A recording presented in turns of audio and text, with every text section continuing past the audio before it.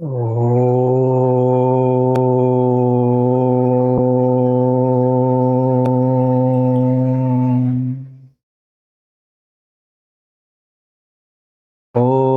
सहना भवतु सहनौ भुनक्तु सह वीर्यङ्करवावहै तेजस्विनावधीतमस्तु मा विद्विषावहै। ॐ शान्ति शान्ति शान्तिः। गुरुर्ब्रह्मा गुरुर्विष्णुः गुरुर्देवो महेश्वरः गुरुरेव परं ब्रह्म तस्मै श्रीगुरवे नमः। वसुदेवसुतं देवं कंसचाणूरमर्दनं देवकी परमानन्दं कृष्णं वन्दे जगद्गुरुं। कृष्णं वन्दे जगद्गुरुम्। ಶ್ರಾವಣ ಮಾಸದ ಈ ಪ್ರವಚನ ಮಾಲಿಕೆಯ ಇಂದಿನ ಈ ಪ್ರವಚನವನ್ನ ನಾವು ಆರಂಭ ಮಾಡೋಣ. 3 ಜನ ಯಾತ್ರಿಗಳು ಪ್ರಯಾಣವನ್ನ ಮಾಡ್ತಾ ಯಾವುದೋ ಒಂದು ಊರಲ್ಲಿ ಭೇಟಿ ಆಗ್ತಾರೆ. ಪ್ರಯಾಣದ ಸುಖ ದುಃಖ ಎಲ್ಲವನ್ನು ಕೂಡ ಹಂಚಿಕೊಳ್ತಾರೆ. ಯಾವುದೋ ಒಂದು ಜಾಗದಲ್ಲಿ ಅವರು ಸೇರ್ತಾರೆ. ಬಹಳಷ್ಟು ದಿನಗಳ ನಂತರ ಅವರು ವಿಚಾರ ಮಾಡ್ತಾರೆ, ಏನಪ್ಪ ತಿನ್ಲಿಕ್ಕೆ ಒಂದು ತುತ್ತು ಅನ್ನ ಇಲ್ಲ, ರೊಟ್ಟಿ ಇಲ್ಲ, ಒಂದು ಗುಡ್ಕ ನೀರು ಮಾತ್ರ ಉಳ್ಕೊಂಡಿದೆ, ಏನೂ ಇಲ್ಲ, ಏನ್ ಮಾಡೋದು ಇವಾಗ? ಒಂದೇ ಒಂದು ರೊಟ್ಟಿ ಇದೆ. ಈ ಒಂದು ರೊಟ್ಟಿನ 3 ಜನ ಹೆಂಗ್ ಹಂಚಿಕೊಂಡು ತಿನ್ನೋದು? ಯಾಕಂತಂದ್ರೆ 3 ಜನ ಹಂಚಿಕೊಂಡು ತಿಂದ್ರೆ ಯಾರಿಗೂ ಹೊಟ್ಟೆ ತುಂಬುದಿಲ್ಲ. ಹೀಗಾಗಿ ಹೇಗೆ ಅರ್ಥ ಆಗುದಿಲ್ಲ ಅವ್ರಿಗೆ. ಏನಾದ್ರು ಮಾಡ್ಬೇಕು, ಇದನ್ನ 3 ಜನ ಕೂಡ ಹಂಚಿಕೊಳ್ಬೇಕು, ಏನಾದ್ರೂ ಒಂದು ವ್ಯವಸ್ಥೆ ಮಾಡ್ಕೋಬೇಕು ಅಂತಾರೆ. ಎಷ್ಟೇ ಪ್ರಯತ್ನವನ್ನ ಮಾಡಿದ್ರು ಕೂಡ ಒಂದು ತೀರ್ಮಾನಕ್ಕೆ ಬರ್ಲಿಕ್ಕೆ ಆಗೋದಿಲ್ಲ ಅವ್ರ ಕೈನಲ್ಲಿ. ಕತ್ಲೆ ಆಗತ್ತೆ. ಅವಾಗಂತಾನೆ ಮಲ್ಕೊಂಡ್ಬಿಡೋಣ. ರಾತ್ರಿಯಲ್ಲಿ ಯಾವ ವ್ಯಕ್ತಿಗೆ ಬಹಳ ಸುಂದರವಾದಂತಹ ಕನಸು ಬೀಳುತ್ತದೋ, ಬೆಳಿಗ್ಗೆ ಎದ್ದ ಕೂಡಲೇ ಅವನು ತನ್ನ ಕನಸನ್ನು ಹೇಳಿ ಯಾವುದು ಸುಂದರವಾಗಿರ್ತದೋ ಅವನು ಇದನ್ನ ತೀರ್ಮಾನ ಮಾಡಲಿ, ಅವನೇ ಇದನ್ನ ತಿನ್ಲಿ. ಸೂರ್ಯೋದಯ ಆಗ್ತಾ ಇದ್ದ ಹಾಗೇನೆ ಇದನ್ನ ಮಾಡೋಣ. 3 ಪ್ರಯಾಣಿಕರು ಮಲ್ಕೊಂಡ್ಬಿಟ್ರು. ಬೆಳಿಗ್ಗೆ ಬೆಳಗಾಯ್ತು, ಎದ್ರು. ಮೊದಲನೇವ ಹೇಳ್ದ, ನನ್ನ ಸ್ವಪ್ನವನ್ನ ವರ್ಣಿಸ್ಲಿಕ್ಕೆ ಸಾಧ್ಯವಾಗದಂತಹ ಸ್ಥಳಕ್ಕೆ ನನ್ನನ್ನ ಕರ್ಕೊಂಡು ಹೋಗಿ ಎಂತೆಂಥ ಅದ್ಭುತವಂತ ಜಾಗಗಳನ್ನ ನೋಡಿದೆ. ಅತ್ಯಂತ ಪ್ರಶಾಂತವಾದಂತಹ ಜಾಗ. ಅದರಲ್ಲಿ ನನಗೆ ಒಬ್ಬ ಜ್ಞಾನಿ ಸಿಕ್ಕದ. ಅವನು ನನಗೆ ಹೀಗೆ ಹೇಳ್ದ, ಈ ಆಹಾರವನ್ನ ಸ್ವೀಕಾರ ಮಾಡಲಿಕ್ಕೆ ನೀನೇ ಅರ್ಹ. ಯಾಕೆಂದ್ರೆ ನಿನ್ನ ಹಿಂದಿನ ಹಾಗೂ ಮುಂದಿನ ಜನ್ಮ ಅನ್ನೋದೇನಿದೆ, ಜೀವನ ಅನ್ನೋದು ಅತ್ಯಂತ ಶ್ರೇಷ್ಠವಾಗಿದೆ, ಅತ್ಯಂತ ಪ್ರಶಂಸನೀಯವಾಗಿದೆ. ಸರಿ,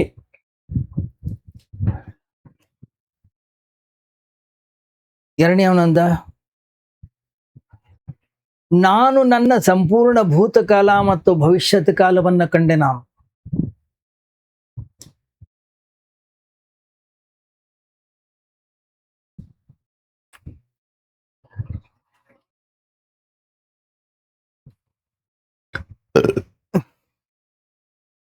ಏನೇನಾಗ್ತದೆ ಏನೇನಿಲ್ಲ ಎಲ್ಲವನ್ನೂ ಕೂಡ ನನಗೆ ಗೊತ್ತಾಗ್ತಾ ಇದೆ. ಆದ್ರಿಂದ ಈ ರೊಟ್ಟಿಯನ್ನ ತಿನ್ಲಿಕ್ಕೆ ನಾನೇ ಅರ್ಹನಾಗಿರ್ತಕ್ಕಂಥ ವ್ಯಕ್ತಿ. ಯಾಕಂತಂದ್ರೆ ಈ ನಿಮ್ಮಿಬ್ಬರಿಗಿಂತಲೂ ಕೂಡ ನಾನು ಬಹಳ ದೊಡ್ಡ ವಿದ್ವಾಂಸ, ಪಂಡಿತ, ಧೈರ್ಯಶಾಲಿ. ಆದ್ರಿಂದ ನಿನ್ನ ಪೋಷಣೆ ಸರಿಯಾಗಬೇಕು. ಆದ್ರಿಂದ ನೀನು ಈ ರೊಟ್ಟಿಯನ್ನು ನೀನೇ ತಿನ್ನು. ಯಾಕಂದ್ರೆ ನಾಳೆ ಎಲ್ಲ ಜಗತ್ತಿನ ಜನರಿಗೆ ನೀನೇ ನಾಯಕನಾಗ್ಲಿದ್ದೀಯ. 3ನೇವನಂದ, ನನ್ನ ಸ್ವಪ್ನದಲ್ಲಿ ನಾನು ಯಾರನ್ನೂ ನೋಡ್ಲೂ ಇಲ್ಲ, ನಾನು ಯಾರನ್ನೂ ಕೇಳಲೂ ಇಲ್ಲ, ಯಾರನ್ನೂ ಏನು ಹೇಳಲಿಲ್ಲ. ನಾನು ವರ್ತಮಾನದಲ್ಲಿ ಜೀವನವನ್ನು ಮಾಡ್ತಾ ಇದ್ದೆ. ವರ್ತಮಾನ ಕಾಲವನ್ನು ನಾನು ಅನುಭವಿಸಿದೆ. ವರ್ತಮಾನ ನನ್ನನ್ನ ಈಗ ಹೇಳ್ತು, ಏಯ್ ಮಲ್ಕೊಂಡು ಟೈಮ್ ವೇಸ್ಟ್ ಮಾಡಬೇಡ, ಬೇಗ ಹೇಳು, ಹೋಗು, ರೊಟ್ಟಿ ತಿನ್ನು, ನೀರು ಕುಡಿ, ಈ ಕ್ಷಣ ನೀನು ಜೀವನವನ್ನು ಮಾಡಬೇಕು.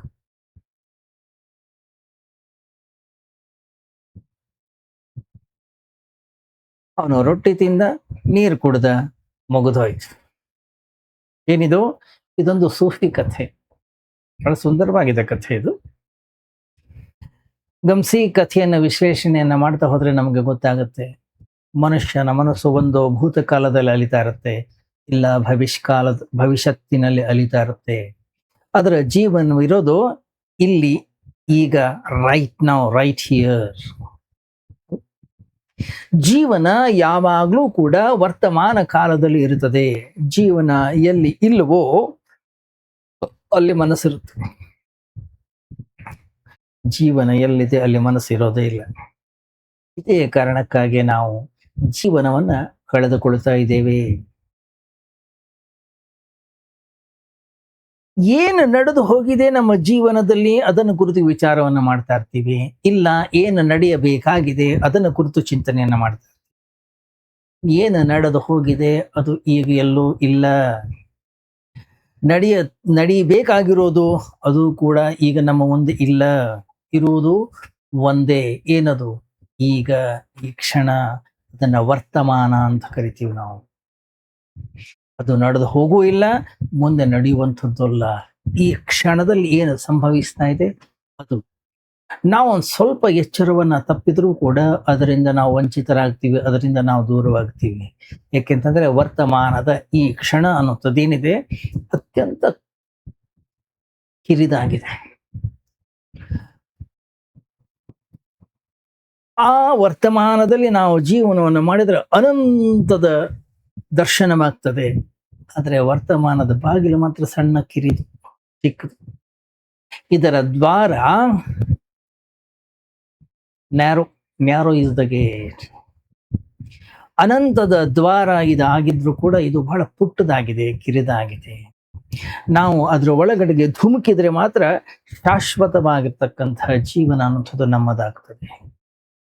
ನಾವು ಆ ಕಡೆಗೆ ಈ ಕಡೆಗೆ ಓಲಾಡ್ತಾ ತಿರುಗಾಡ್ತಾ ಇದ್ರೆ ಕ್ಷಣ ಭಂಗುರವಾಗಿರ್ತಕ್ಕಂತಹ ಜೀವನ ನಮ್ಮದಾಗ್ತದೆ. ಇದೊಂದು ಬಹಳ ವಿಚಿತ್ರ, ವಿರುದ್ಧವಾಗಿರ್ತಕ್ಕಂಥದ್ದು. ವರ್ತಮಾನ ಕ್ಷಣದಲ್ಲಿ ಯಾರಾದ್ರೂ ಇಳಿದ್ರೆ ಅವರಿಗೆ ಆ ಶಾಶ್ವತತೆಯ ಅಥವಾ ಒಂದು ಡಿವೈನ್ ಅಂತ ಏನು ಕರಿತೀವಿ ಅದರ ಜೊತೆಗೆ ಮಿಲನವಾಗ್ತದೆ. ವರ್ತಮಾನದ ಕ್ಷಣವನ್ನ ನಾವು ಒಂದು ವೇಳೆ ತಪ್ಪಿಸಿಕೊಂಡೆವೋ ಕ್ಷಣಭಂಗುರತೆಯ ಮಿಲನವಾಗ್ತದೆ. ವರ್ತಮಾನದ ಕ್ಷಣ ಎಷ್ಟು ಸಣ್ಣದಾಗಿ ಕಾಣಿಸ್ತಾ ಇದೆ ಅಂತಂದ್ರೆ ಬಹುಶಃ ಅದಕ್ಕಾಗಿ ನಾವು ಅದನ್ನು ಬಿಟ್ಟು ಬಿಡ್ತೀವಿ. ಭೂತಕಾಲ ದೀರ್ಘವಾಗಿದೆ, ಭವಿಷ್ಯತ್ತು ಬಹಳ ದೀರ್ಘವಾಗಿದೆ. ಭೂತ ಮತ್ತು ಭವಿಷ್ಯತ್ ಎರಡನ್ನು ಸೇರಿಸಿದರೆ ಅದೇ ಒಂದು ಶಾಶ್ವತ ಆಗ್ತದೆ ಅಂತಕ್ಕಂಥ ಒಂದು ಭ್ರಮೆ ಮೂಡ್ತದೆ ನಮ್ಮ ಅಂತಃಕರಣದ ಒಳಗಡೆಗೆ. ಆದ್ರಿಂದ ಮನಸ್ಸು ಯೋಚಿಸ್ತದೆ, ಭೂತಕಾಲಕ್ಕೆ ಹೋಗು, ಭವಿಷ್ಯತ್ತಕ್ಕೆ ಹೋಗು. ವರ್ತಮಾನದಲ್ಲಿ ಏನಿದೆ? ಅಲ್ಲಿ ಜಾಗ ಆದ್ರೆ ಎಲ್ಲಿದೆ? ಅಲ್ಲಿ ಸ್ವಲ್ಪನೂ ಜಾಗ ಇಲ್ಲ. ಅಲ್ಲಿ ಜಾಗರೂಕರಾಗಿರುವಷ್ಟರಲ್ಲಿ ವರ್ತಮಾನ ಅನ್ನೋದು ಕಳೆದೋಗ್ತದೆ. ಬಾಗಿಲ ಅರಿವು ಆಗೋದ್ರ ಒಳಗಡೆನೆ ಬಾಗಿಲ ಹಿಂದೆ ಸರಿದು ಬಿಟ್ಟಿರುತ್ತೆ, ಹೊರಟೋಗ್ಬಿಟ್ಟಿರುತ್ತೆ. ಅಲ್ಲಿ ಪ್ರವೇಶ ಸಾಧ್ಯ ಆಗೋದು ಯಾವ ಮನಸ್ಸಿನಲ್ಲಿ ಯಾವ ಆಲೋಚನೆಯೂ ಇಲ್ಲವೋ ಅಂಥವನು ಮಾತ್ರ ಅಲ್ಲಿ ಒಳಗಡೆ ಪ್ರವೇಶವನ್ನು ಪಡಲಿಕ್ಕೆ ಸಾಧ್ಯ.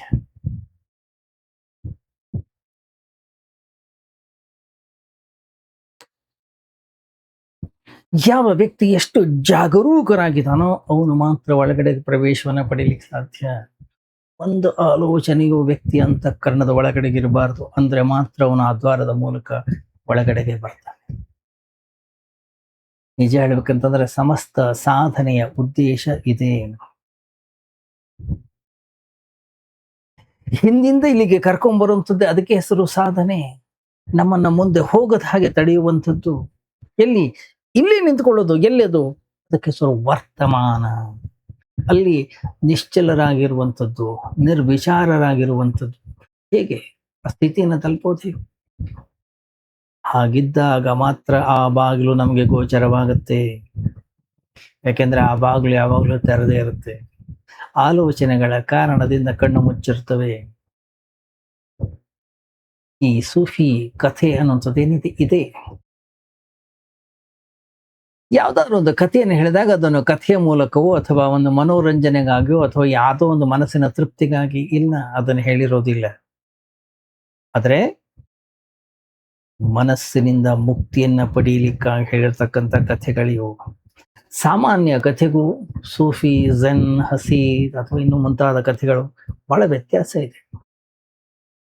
ಸಾಮಾನ್ಯ ಕಥೆ ಕೇವಲ ಮನಸ್ಸಿನ ರಂಜನೆ, ಧಾರ್ಮಿಕ ಕಥೆ ಮನಸ್ಸಿನಿಂದ ಮುಕ್ತಿಯನ್ನು ಪಡೀತಕ್ಕಂಥ ಒಂದು ವ್ಯವಸ್ಥೆ. ಗಮನಿಸಿ, ಒಂದು ಸುದೀರ್ಘ ಒಂದು ಆಯಾಸದಾಯಕ ಪ್ರಯಾಣದಲ್ಲಿ 3 ಪ್ರಯಾಣಿಕರು ಒಂದಾದ್ರು. ಏನು ಕಥೆಯ ಒಂದು ಆರಂಭದ ವಾಕ್ಯ ಇದು. ಜೀವನಕ್ಕಿಂತ ಸುದೀರ್ಘ ಆಯಾಸದಾಯಕವಾಗಿರ್ತಕ್ಕಂಥ ಯಾವ್ದಾದ್ರು ಪ್ರಯಾಣ ಇದೆಯಾ? ಎಷ್ಟು ಕಾಲದಿಂದ ನಾವು ನಡ್ಕೊಂಡು ಹೋಗ್ತಾ ಇದೀವಿ ಈ ಸುದೀರ್ಘ ಪ್ರಯಾಣದಲ್ಲಿ. ಯಾರ ಜೊತೆ ಆದ್ರೂ ಅವ್ರು ನಮ್ಮ ಸಂಗಾತಿ ಆಗ್ಬಿಡ್ತಾರೆ. ನಮ್ಮ ಹೆಂಡತಿ ಯಾರು ಹೇಳಿ? ಗಂಡ ಯಾರು? ನನ್ನ ಸಹೋದರ ಯಾರು? ನನ್ನ ತಂದೆ ಯಾರು? ನನ್ನ ತಾಯಿ ಯಾರು?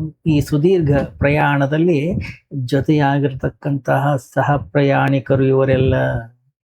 ನಾವು ವರ್ಷಗಟ್ಲೆ ಜೊತೆಗಿದ್ರು ಈ ಒಡನಾಟ ಹಾದಿಯಲ್ಲಿ ಸ್ವಲ್ಪ ಸಮಯದವರೆಗೆ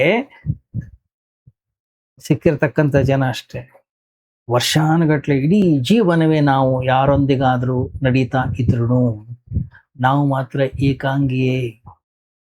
ಇನ್ನೊಬ್ಬ ತನ್ನ ಸ್ವಾರ್ಥಕ್ಕಾಗಿ ನಮ್ಮ ಜೊತೆಗಿರ್ತಾನೆ, ನಾವು ಸಹ ನಮ್ಮ ಸ್ವಾರ್ಥಕ್ಕಾಗಿ ಅವನ ಜೊತೆಗಿರ್ತೀವಿ. ಇಬ್ಬರು ಒಬ್ಬರನ್ನೊಬ್ಬರು ಶೋಷಣೆಯನ್ನ ಮಾಡ್ತಾ ಇರ್ತೀವಿ. ಸಂಸಾರದಲ್ಲಿ ಒಡನಾಟ ಅನ್ನುವಂಥದ್ದೇನಿದೆ ಶೋಷಣೆಯ ವ್ಯವಸ್ಥೆಯೇ, ಅದಕ್ಕಿಂತ ಹೆಚ್ಚು ಇನ್ನೊಂದು ಇಲ್ಲವೇ ಇಲ್ಲ. ಅದಕ್ಕಾಗಿ ಮಿತ್ರನ ಅರಿವಾಗೋದು ದುಃಖದಲ್ಲಿ ಹೊರತು ಸುಖದಲ್ಲಲ್ಲ. ಸುಖವನ್ನ ಹಂಚಿಕೊಳ್ಳಲಿಕ್ಕೆ ಎಲ್ಲರೂ ಕೂಡ ತಯಾರಿರ್ತಾರೆ. ದುಃಖವನ್ನ ಹಂಚಿಕೊಳ್ಳಲಿಕ್ಕೆ ಯಾರು ಸಿಕ್ಕಿದ್ದಾರೆ? ಯಾರು ತಯಾರಿದ್ದಾರೆ ಹೇಳಿ? ದುಃಖ ಬಂದಾಗ ಎಲ್ಲಾ ಸ್ನೇಹಗಳು ಮುರಿದು ಬೀಳ್ತವೆ. ದುಃಖ ಆಳ ಆಗ್ತಾ ಇದ್ದ ಹಾಗೆ ಎಲ್ಲಾ ಮಿತ್ರರು ಕೂಡ ದೂರವಾಗ್ತಾ ಹೋಗ್ತಾರೆ. ದುಃಖಿತನಾಗಿರ್ತಕ್ಕಂಥ ಮನುಷ್ಯ ಸಂಪೂರ್ಣವಾಗಿ ಏಕಾಂಗಿಯಾಗಿರ್ತಾನೆ. ಆದ್ರಿಂದ ದುಃಖ ಸತ್ಯವನ್ನ ಅನಾವರಣಗೊಳಿಸ್ತಕ್ಕಂಥ ಒಂದು ದೊಡ್ಡ ಮಾಧ್ಯಮ. ಏಕಾಂಗಿಯಾಗಿರುವುದೇ ಸತ್ಯ ಅಂತ ಆದ್ರೆ ದುಃಖ ಅದನ್ನ ತೋರ್ಪಡಿಸ್ತಕ್ಕಂಥ ಒಂದು ಸಾಧನ. ಸುಖದಲ್ಲಿ ನಾವು ದಾರಿ ತಪ್ಪುತ್ತೀವಿ, ಯಾಕಂದ್ರೆ ಸುಖದಲ್ಲಿ ಸಂಗಾತಿ ಇರ್ತಾರೆ. ಆ ಸಂಗಾತಿಗಳು ನೀನ್ ಏಕಾಂಗಿ ಅಲ್ಲ, ನಾನ್ ನಿಮ್ ಜೊತೆಗಿದ್ದೇವೆ ಅಂತಕ್ಕಂಥ ಒಂದು ಭ್ರಮೆಯನ್ನ ಕೊಡ್ತಾರೆ. ದುಃಖದಲ್ಲಿ ನಮ್ಮ ಜೊತೆ ಯಾರಿದ್ದಾರೆ? ಸ್ವಲ್ಪ ವಿಚಾರ ಮಾಡಿ, ಸ್ವಲ್ಪ ಅರ್ಥ ಮಾಡ್ಕೊಳ್ಳೋ ಪ್ರಯತ್ನವನ್ನು ಮಾಡಿ. ಸುಖ ಜೀವನದ ಅತ್ಯಂತ ಮೇಲ್ಮೈಯಲ್ಲಿದೆ, ಅದನ್ನು ಹಂಚಿಕೊಳ್ಳಬಹುದು. ಆದ್ರೆ ದುಃಖವನ್ನ ಹಂಚಿಕೊಳ್ಳಲು ಯಾವುದೇ ಮಾರ್ಗ ಇಲ್ಲ. ನಮ್ಮ ಬಳಿ ಹಣ ಇದ್ರೆ ಹಣ ಹಂಚಿಕೊಳ್ಬಹುದು ನಾವು. ಬಡತನವನ್ನು ಹೇಗೆ ಹಂಚಿಕೊಳ್ತೀರಿ? ಯಾಕೆಂದ್ರೆ ಬಡತನ ಅನ್ನುವಂಥದ್ದು ಒಂದು ಕೊರತೆ, ಅದೊಂದು ಅಭಾವ. ಅದನ್ನು ಹೇಗೆ ಹಂಚಿಕೊಳ್ಳಿಕ್ಕೆ ಸಾಧ್ಯ? ದುಃಖವೂ ಕೂಡ ಒಂದು ಅಭಾವ. ಆದ್ರಿಂದ ದುಃಖದಲ್ಲಿ ನಾವು ತತ್ಕ್ಷಣ ಏಕಾಂಗಿ ಆಗ್ತೇವೆ. ನಮ್ಮ ಹತ್ತಿರ ಯಾರೇ ನಿಂತಿದ್ರು ನಮ್ಮ ದುಃಖವನ್ನ ಹಂಚಿಕೊಳ್ಳಿಕ್ಕೆ ಸಾಧ್ಯವಿಲ್ಲ. ಎಷ್ಟೇ ಸಹಾನುಭೂತಿಯನ್ನ ವ್ಯಕ್ತಪಡಿಸಿದ್ರು, ಎಷ್ಟೇ ಸಾಂತ್ವನವನ್ನ ನೀಡಿದ್ರು ನಮ್ಮ ದುಃಖವನ್ನ ಯಾರು ತಗೊಳ್ಲಿಕ್ಕಾಗೋದಿಲ್ಲ, ಯಾರು ಕೂಡ ಹಂಚಿಕೊಳ್ಳಿಕ್ಕಾಗೋದಿಲ್ಲ. ಯಾಕೆ? ದುಃಖ ಅತ್ಯಂತ ಬೆಲೆ ಬಾಳ್ತಕ್ಕಂಥದ್ದು, ಅದನ್ನ ಉಚಿತವಾಗಿ ಕಳ್ಕೊಳ್ಬಾರ್ದು. ದುಃಖದಲ್ಲಿ ನಮಗೆ ನಿಜವಾದ ಅರಿವಾಗೋದು ನಾವು ಏಕಾಂಗಿ, ಯಾರೋ ನಮ್ಮ ಜೊತೆಗಿಲ್ಲ. ದುಃಖದಲ್ಲಿ ಅದಕ್ಕೋಸ್ಕರ ನಾವು ದೇವರನ್ನ ನೆನಪು ಮಾಡ್ಕೊಳ್ತೀವಿ. ಸುಖದಲ್ಲಿದ್ರೆ ಜನ ಮರ್ತು ಬಿಡ್ತಾರೆ. ಯಾಕಂದ್ರೆ ಸುಖದಲ್ಲಿ ಸಂಗಾತಿಗಳು ಸಿಗ್ತಾರೆ ನೋಡಿ, ಅವಾಗ ಭಗವಂತನ ಕರೆಯ ಅವಶ್ಯಕತೆ ಏನಿದೆ? ದುಃಖದಲ್ಲಿ ನಾವು ಎಷ್ಟು ಏಕಾಂಗಿ ಆಗ್ತೀವಿ, ಎಷ್ಟು ಒಬ್ಬಂಟಿ ಆಗ್ತೀವಿ, ಎಷ್ಟು ಒಬ್ಬರೇ ಇರ್ತೀವಿ ಅಂತಂದ್ರೆ ಒಳಗಡೆಯಿಂದ ಪ್ರಾರ್ಥನೆ ಉದಯವಾಗ್ತದೆ. ಕುಂತಿ ಯಾವಾಗ್ಲೂ ಹೇಳೋಳು ಅಂತ, ಹೇ ಭಗವನ್, ನನಗೆ ಸುಖ ಕೊಡಬೇಡ, ನನಗೆ ದುಃಖವನ್ನು ಕೊಡು. ಯಾಕೆ?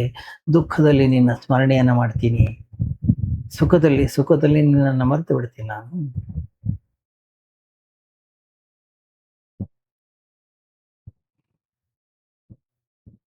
ದುಃಖದಲ್ಲಿದ್ದಾಗ ಮಾತ್ರ ನನ್ನ ಪ್ರಾಣ ನಿನ್ನ ಹತ್ರ ಹರಿತಾ ಇರುತ್ತೆ. ಕಂಸಿ ದುಃಖದಲ್ಲಿ ಮಾತ್ರ ಪ್ರಾರ್ಥನೆಯನ್ನ ಮಾಡ್ತಾ ಇದ್ರೆ ನಾವು ಇನ್ನೂ ಇನ್ನೊಬ್ಬರನ್ನ ಹುಡುಕುತ್ತಾ ಇದ್ದೀವಿ. ಯಾವುದು? ಒಬ್ಬ ಕಾಲ್ಪನಿಕ ಸಂಗಾತಿಯನ್ನು ಹುಡುಕುತ್ತಾ ಇದ್ದೀವಿ. ಇನ್ನೂವರೆಗಿದ್ದ ಈ ಸಂಗಾತಿಗಳೆಲ್ಲ ಇವರು ಕೂಡ ಕಾಲ್ಪನಿಕವೇ, ಸುಮ್ಮನೆ ನಮ್ಮ ಕಲ್ಪನೆ ಅಷ್ಟೇ. ಯಾರು ಹೆಂಡತಿ, ಯಾರು ಗಂಡ, ಯಾವ ಸಂಬಂಧ, ಇದು ಒಂದು ಕಲ್ಪನೆ ಅಲ್ಲದೆ ಇನ್ನೇನಿದೆ ಹೇಳಿ ನೋಡೋಣ. ಬೆಂಕಿಗೆ 7 ಸುತ್ತು ಬಂದ ಕೂಡಲೇ ಕೊರಳಲ್ಲಿ ಒಂದು ಮಾಲೆ ಹಾಕಿದ ಕೂಡಲೇ, ಕೊರಳಲ್ಲಿ ಒಂದು ಮಂಗಲ ಸೂತ್ರವನ್ನ ಕಟ್ಟಿದ ಕೂಡಲೇ ಯಾರಾದ್ರೂ ಗಂಡ ಹೆಂಡತಿ ಆಗ್ತಾರೆ? ಮತ್ತೆ ಇದೆಲ್ಲ ಸುಮ್ಮನೆ ಒಂದು ಔಪಚಾರಿಕತೆ ಮಾತ್ರ. ಏನು ಇವುಗಳಿಂದ ಸಂಬಂಧ ಗಟ್ಟಿ ಆಯಿತು, ಏನು ಒಂದು ಭ್ರಮೆಯನ್ನು ಹುಟ್ಟಿಸ್ತಾರಷ್ಟೆ. ನ್ಯಾಯಾಲಯ ಒಂದು ಮುದ್ರೆಯನ್ನು ಹಾಕಿದ ಕೂಡಲೇ ಯಾರ ಒಡನಾಟವೂ ಕೂಡ ಶಾಶ್ವತವಾಗುವುದಿಲ್ಲ. ಯಾಕೆ? ಇವೆಲ್ಲ ಮೇಲ್ಮೈಯಲ್ಲಿ ನಾವು ಮಾಡ್ತಕ್ಕಂಥ ಮೋಸಗಳಷ್ಟೇ. ಇವುಗಳಿಂದ ನಮ್ಮ ಬಂಧನ ಗಟ್ಟಿ ಆಯಿತು, ಏನದು? ಅದೊಂದು ಭ್ರಮೆ ಅಷ್ಟೇ. ಯಾಕೆ? ಕೋರ್ಟ್ ಹೇಳಿದೆ, ಸಮಾಜ ಒಪ್ಪಿದೆ, ಮದುವೆ ಆಗಿದೆ, ಆದ್ರಿಂದ ಏನಿವೆಲ್ಲ ಎಲ್ಲ ಕಲ್ಪನೆಯ ಸಂಬಂಧಗಳ ಮಾತ್ರ. ನಿಜವಾಗ್ಲೂ ನಮ್ಮ ಪ್ರೀತಿ ಅಂದ್ರೆ ಏನು? ಅದು ಎಲ್ಲಿಂದ ಹುಟ್ಟುತ್ತೆ? ಗಮನಿಸಿ ನೋಡೋಣ. ಅದು ಕೂಡ ನಮ್ಮ ಕಲ್ಪನೆಯಿಂದಲೇ, ನಮ್ಮ ಕನಸುಗಳಿಂದಲೇ ಹುಟ್ಟಿದೆ. ಆವಾಗ ತಿಳಿತದೆ ನಮಗೆ. ಸತ್ಯದಿಂದ ಹುಟ್ಟುವ ಆ ಪ್ರೀತಿಯ ನಿಜವಾದ ಅರಿವು ನಮಗಿಲ್ಲ. ಯಾಕೆ? ನಮಗೆ ಸತ್ಯದ ಅರಿವೇ ಇಲ್ಲ. ಸತ್ಯ ಅಂದ್ರೆ ಏನು ಅಂತಾನೆ ಗೊತ್ತಿಲ್ಲ. ಸತ್ಯದ ಬಾಗಿಲನ್ನು ನಾವು ತಪ್ಪಿಸಿಕೊಳ್ತಾನೆ ಬಂದಿದ್ದೀವಿ.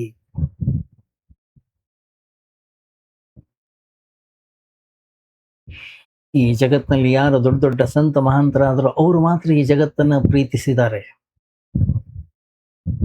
ಯಾಕೆ? ಅತ್ಯಂತ ಪರಮ ಸ್ಥಿತಿಯಲ್ಲಿ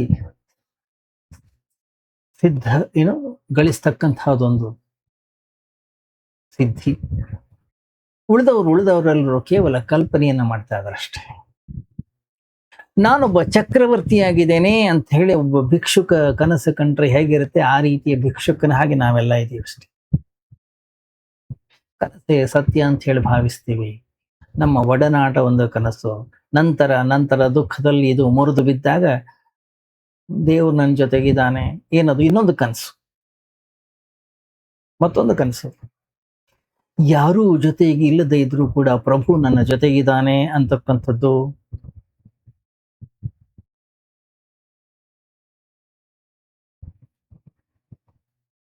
ಕಲ್ಪನೆಯಿಂದಲ್ಲ.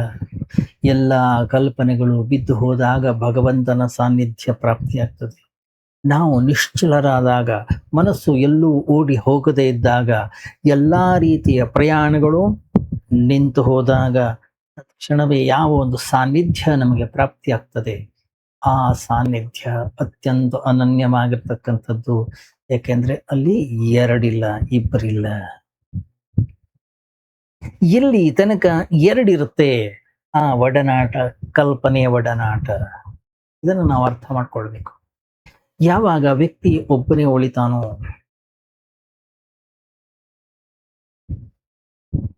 ಒಂದು ನಾನು ಉಳಿಬೇಕು, ದೇವರಲ್ಲ, ಇಲ್ಲ ದೇವರು ಉಳಿಬೇಕು, ನಾನಲ್ಲ.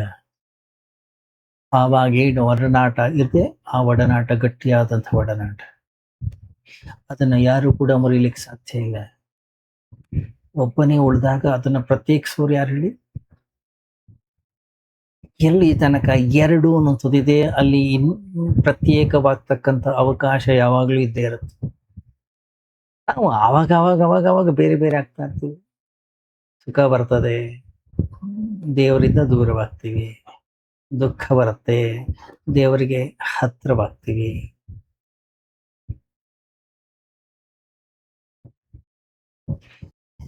ಎಲ್ಲಿ ಮುರಿಯೋದೇ ಇಲ್ವೋ ಸಂಬಂಧ, ಅದನ್ನ ಅದ್ವೈತ ಅಂತ ಕರೀತಾರೆ. ಎರಡಲ್ಲದೆ ಇರುವಂಥದ್ದು. ಅದೊಂದು ಅತ್ಯಂತ ಸುದೀರ್ಘ ಆಯಾಸದಾಯಕ ಪ್ರಯಾಣದಲ್ಲಿ ಮೂವರು ಪ್ರಯಾಣಿಕರು ಒಂದಾದ್ರು. ಅವರು ತಮ್ಮ ಗಂಟಿನಿಂದ ಸುಖ ದುಃಖಗಳವರೆಗೆ ಎಲ್ಲವನ್ನು ಎಲ್ಲರೂ ಕೂಡ ಹಂಚಿಕೊಂಡ್ರು. ನಾವು ಯಾರಾದ್ರೂ ಸಿಕ್ಕರು ಕೂಡ ಇದನ್ನೇ ತಾನೇ ಹೇಳ್ಕೊಳ್ಳೋದು, ಸುಖ ದುಃಖದಲ್ಲಿ ಜೊತೆ ಆಗಿರ್ತೇವೆ ಅಂತ. ಆಕ್ಚುಲಿ ನಾವು ಸುಖಕ್ಕಷ್ಟೇ ಸಂಗಾತಿಗಳಾಗಿರ್ತೀವಿ, ದುಃಖದಲ್ಲಿ ಜೊತೆಗಿರ್ತೀವಿ ಅಂತ ಹೇಳೋದು ಸುಮ್ಮನೆ ಒಂದು ನೆಪ ಮಾತ್ರ. ಯಾರು ಜೊತೆಯಲ್ಲಿ ಇರೋದೇ ಇಲ್ಲ, ಜೊತೆಲಿ ಇರ್ಲಿಕ್ಕೆ ಯಾರು ಸಾಧ್ಯವೂ ಇಲ್ಲ. ಯಾಕೆಂದ್ರೆ ದುಃಖ ಸಂಪೂರ್ಣವಾಗಿ ವೈಯಕ್ತಿಕವಾಗಿರ್ತಕ್ಕಂಥದ್ದು. ಈ ಸಾಂತ್ವನ ಅನ್ನುವಂಥದ್ದು ಗಾಯ ಆದಾಗ ಒಂದು ಮುಲಾಮ್ ಹಚ್ಚಿದ ಹಾಗೆ. ಈ ಕೆಲಸನ ಯಾರು ಬೇಕಾದ್ರೆ ಮಾಡ್ಬೋದು. ಅದರಿಂದ ಸ್ವಲ್ಪ ಶಮನ ಸಿಗ್ತದೆ, ಆದ್ರೆ ಉಪಶಮನವೇ ಮುಕ್ತಿಯಲ್ಲ.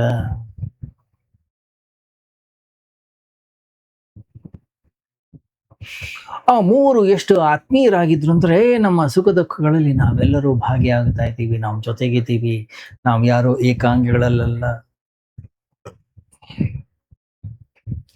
ಬಹಳ ದಿನಗಳ ನಂತರ ಅವರಿಗೆ ಗೊತ್ತಾಯ್ತು, ನಮ್ಮ ಹತ್ರ ಇರೋದು ಒಂದು ಸ್ವಲ್ಪ ಅನ್ನ, ಒಂದು ರೊಟ್ಟಿ ಮಾತ್ರ, ಒಂದು ಗುಟುಕು ನೀರು ಮಾತ್ರ. ಅವತ್ತೇ ಅವರ ಎಲ್ಲಾ ಒಡನಾಟ, ಅವತ್ತೇ ಅವರ ಎಲ್ಲಾ ಮಿತ್ರತ್ವ ಮುರಿತಕ್ಕಂತ ಕ್ಷಣ ಬಂದೋದಿತ್ತು.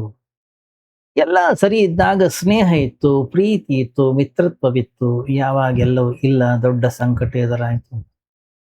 ಇಲ್ಲಿಯವರೆಗೆ ಒಬ್ಬರನ್ನೊಬ್ಬರು ಚಿಂತಿಸಿದ್ರು ಹಾಗೆ ಕಾಣಿಸ್ತಾ ಇದ್ರು. ಈಗ ತಮ್ಮನ್ನ ಹೊರತುಪಡಿಸಿ ಬೇರೆ ಯಾರ ಬಗ್ಗೆಯೂ ಯಾರಿಗೂ ಕಾಳಜಿ ಇಲ್ಲ ಅನ್ನುವಂಥದ್ದು ತಿಳಿಯಿತು. ಯಾಕೆ? ದುಃಖದಲ್ಲೇ ನಮ್ಮ ಸಂಗಾತಿ ಯಾರು ಅಂತ ಹೇಳಿ ನಾವು ಗುರುತಿಸೋದು. ಅದಕ್ಕಾಗಿ ಶಾಸ್ತ್ರಗಳು ಏನ್ ಹೇಳ್ತವೆ? ಗುರುವಿನ ಹೊರತು ಬೇರೆ ಯಾರೂ ನಿಜವಾದ ಸಂಗಾತಿ ಅಂತಕ್ಕಂಥವನು ಈ ಜಗತ್ತಿನಲ್ಲಿಲ್ಲ. ಯಾಕಂದ್ರೆ ನಾವು ಪರಮ ದುಃಖದಲ್ಲಿ ಬಿದ್ದಾಗ ಮಾತ್ರ ಗುರುವಿನ ಜೊತೆಗೆ ನಮ್ಮ ಸಂಬಂಧ ಅನ್ನುವಂಥದ್ದು ಬೆಳೀತದೆ. ಸುಖದಲ್ಲಿದ್ದಾಗ ಯಾರು ಗುರುವನ್ನು ಹುಡುಕೋದಿಲ್ಲ, ದುಃಖದಲ್ಲಿದ್ದಾಗ ಜನ ಗುರುವನ್ನು ಹುಡುಕುತ್ತಾರೆ.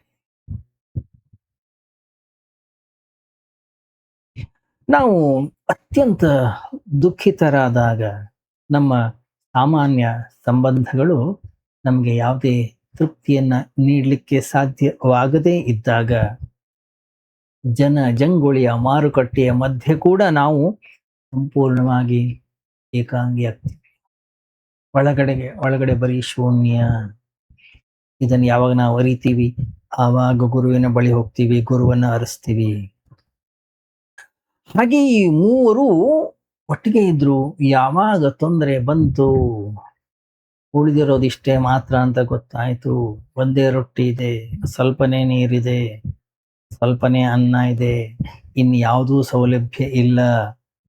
ಇನ್ನು ಮುಂದೆ ಗೊತ್ತಿಲ್ಲ, ಯಾವುದೋ ಮರುಭೂಮಿ ಇರಬಹುದು. ಆದ್ರಿಂದ ಈ ಸಂಪೂರ್ಣ ಆಹಾರ ನನಗೇ ಬೇಕು. ಜಗಳ ಶುರುವಾಗುತ್ತೆ.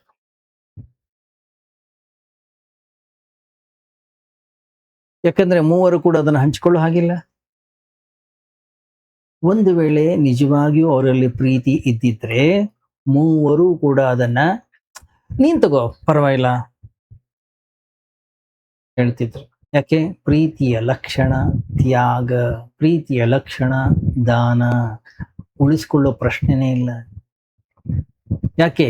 ಪ್ರೀತಿ ಯಾವಾಗಲೂ ಇನ್ನೊಬ್ಬರ ರಕ್ಷಣೆಯನ್ನ ಬಯಸ್ತದೆ.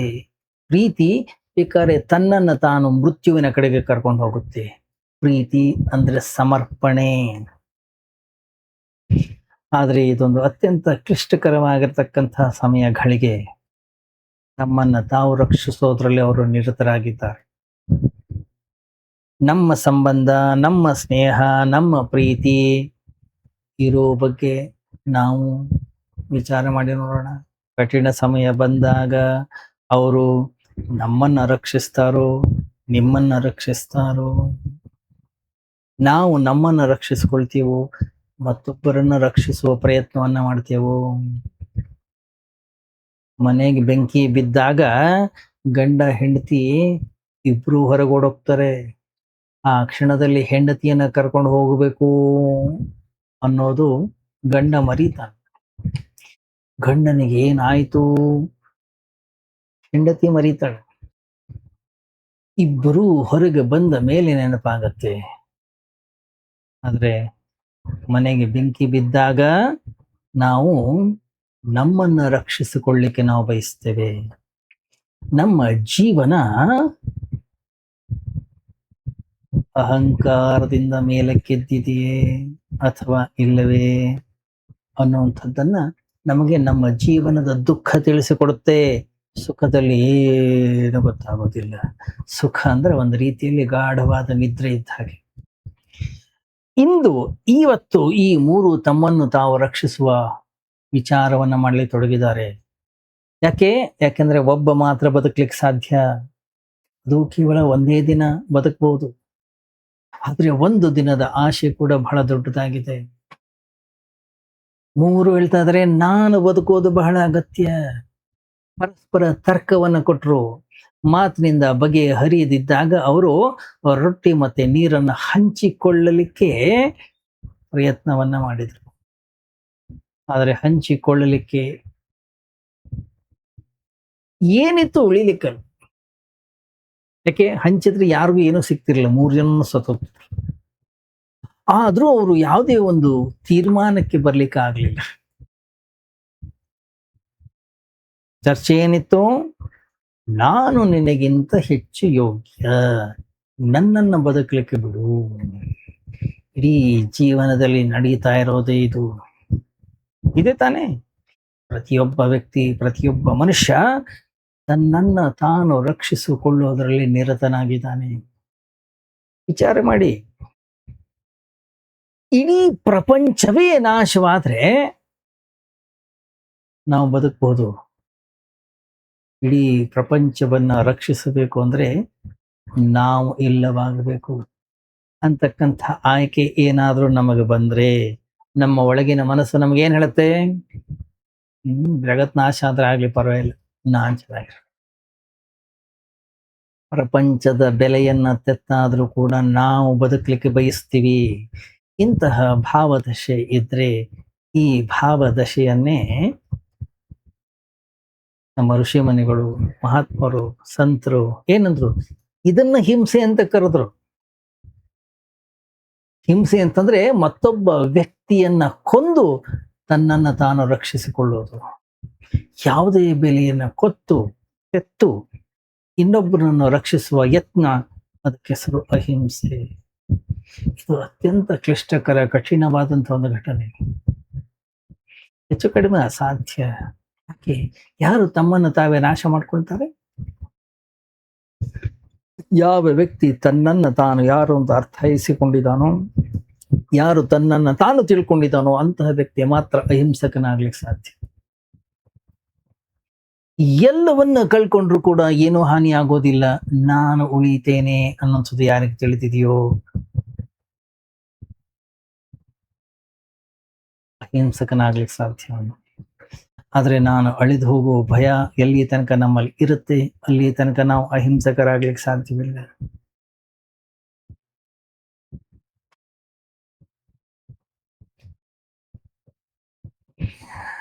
ಏನೇನೋ ಮಾಡ್ತೀವಿ, ಊಟ ಬಿಡ್ತೀವಿ, ಅನೇಕ ಉಪಾಯಗಳನ್ನ ಮಾಡ್ತೀವಿ ನಾವು. ಆದ್ರೆ ಯಾವ ಉಪಾಯಗಳು ನಮ್ಮನ್ನ ರಕ್ಷಿಸಿಕೊಳ್ಳುವಂಥ ಉಪಾಯಗಳೇ? ಯಾಕೆ? ಇನ್ನೊಂದು ಲೋಕದಲ್ಲಿ ನರಕ ಪ್ರಾಪ್ತಿ ಆದ್ರೆ, ದುಃಖ ಬಂದ್ರೆ ಅದಕ್ಕೆ ಹೆದರ್ಕೊಂಡು ಇಲ್ಲಿ ಒಳ್ಳೆ ಕೆಲಸ ಮಾಡ್ತಾ ಇದ್ದಾನೆ ಜನ. ಇನ್ನೊಂದು ಲೋಕದಲ್ಲಿ ಸ್ವರ್ಗ ಸಿಗಲಿ, ಸುಖ ಸಿಗಲಿ ಅಂತಕ್ಕಂಥ ಆಸೆ. ಎಲ್ಲಿ ತನಕ ವ್ಯಕ್ತಿಯ ಅಂತಃಕರಣದಲ್ಲಿ ಬಯಕೆ ಇದೆಯೋ, ಸುಖದ ಬಯಕೆ ಇದೆಯೋ, ಅಲ್ಲಿ ತನಕ ವ್ಯಕ್ತಿ ಅಹಿಂಸಕನಾಗ್ಲಿಕ್ಕೆ ಸಾಧ್ಯ ಇಲ್ಲ.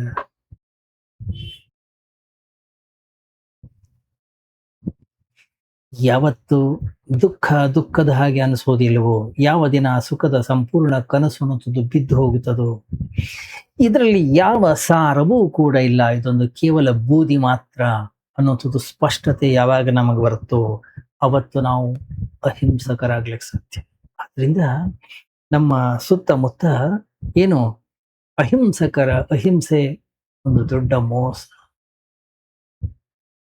ಬಹಳ ದೊಡ್ಡ ಮೋಸ. ಯಹೂದಿಗಳದ್ದು ಒಂದು ಬಹಳ ಸುಂದರವಾದಂತಹ ಒಂದು ಕಥೆ ಇದೆ. ಒಂದು ದೊಡ್ಡ ಧಾರ್ಮಿಕ ಬೆಕ್ಕಿತ್ತಂತೆ. ಸಾಮಾನ್ಯವಾಗಿ ಬೆಕ್ಕು ಬಹಳ ಚಾಲಾಕಿ. ಯಾಕಂದ್ರೆ ಚಾಲಾಕಿ ಬೆಕ್ಕೆ ಧಾರ್ಮಿಕತೆಯನ್ನ ಹೊಂದಲಿಕ್ಕೆ ಸಾಧ್ಯ.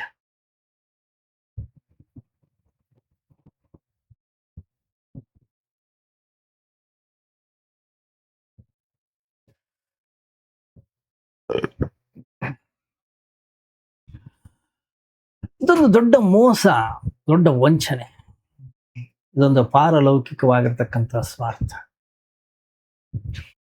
ಬೆಕ್ಕು ಬಹಳ ಧಾರ್ಮಿಕವಾಗಿತ್ತು. ಹಗಲು ರಾತ್ರಿ ಜಪಮಾಲೆ ಹಿಡ್ಕೊಂಡು ಜಪ ಮಾಡ್ತಾ ಆಯ್ತು, ಭಗವಂತನ ನಾಮ ಜಪ. ಹಗಲಿನಲ್ಲಿ ಶಾಕಾಹಾರಿ, ರಾತ್ರಿ ಆದ್ರೆ ಮಾಂಸಾಹಾರಿ. ರಾತ್ರಿ ನೆರೆ ಹೊರೆಯವರ ಇಲಿಗಳನ್ನ ಕೊಂದು ತಿಂತಾ ಇತ್ತು. ಅದು ಕೂಡ ದಯಾಭಾವನೆಯಿಂದ. ಯಾಕೆ?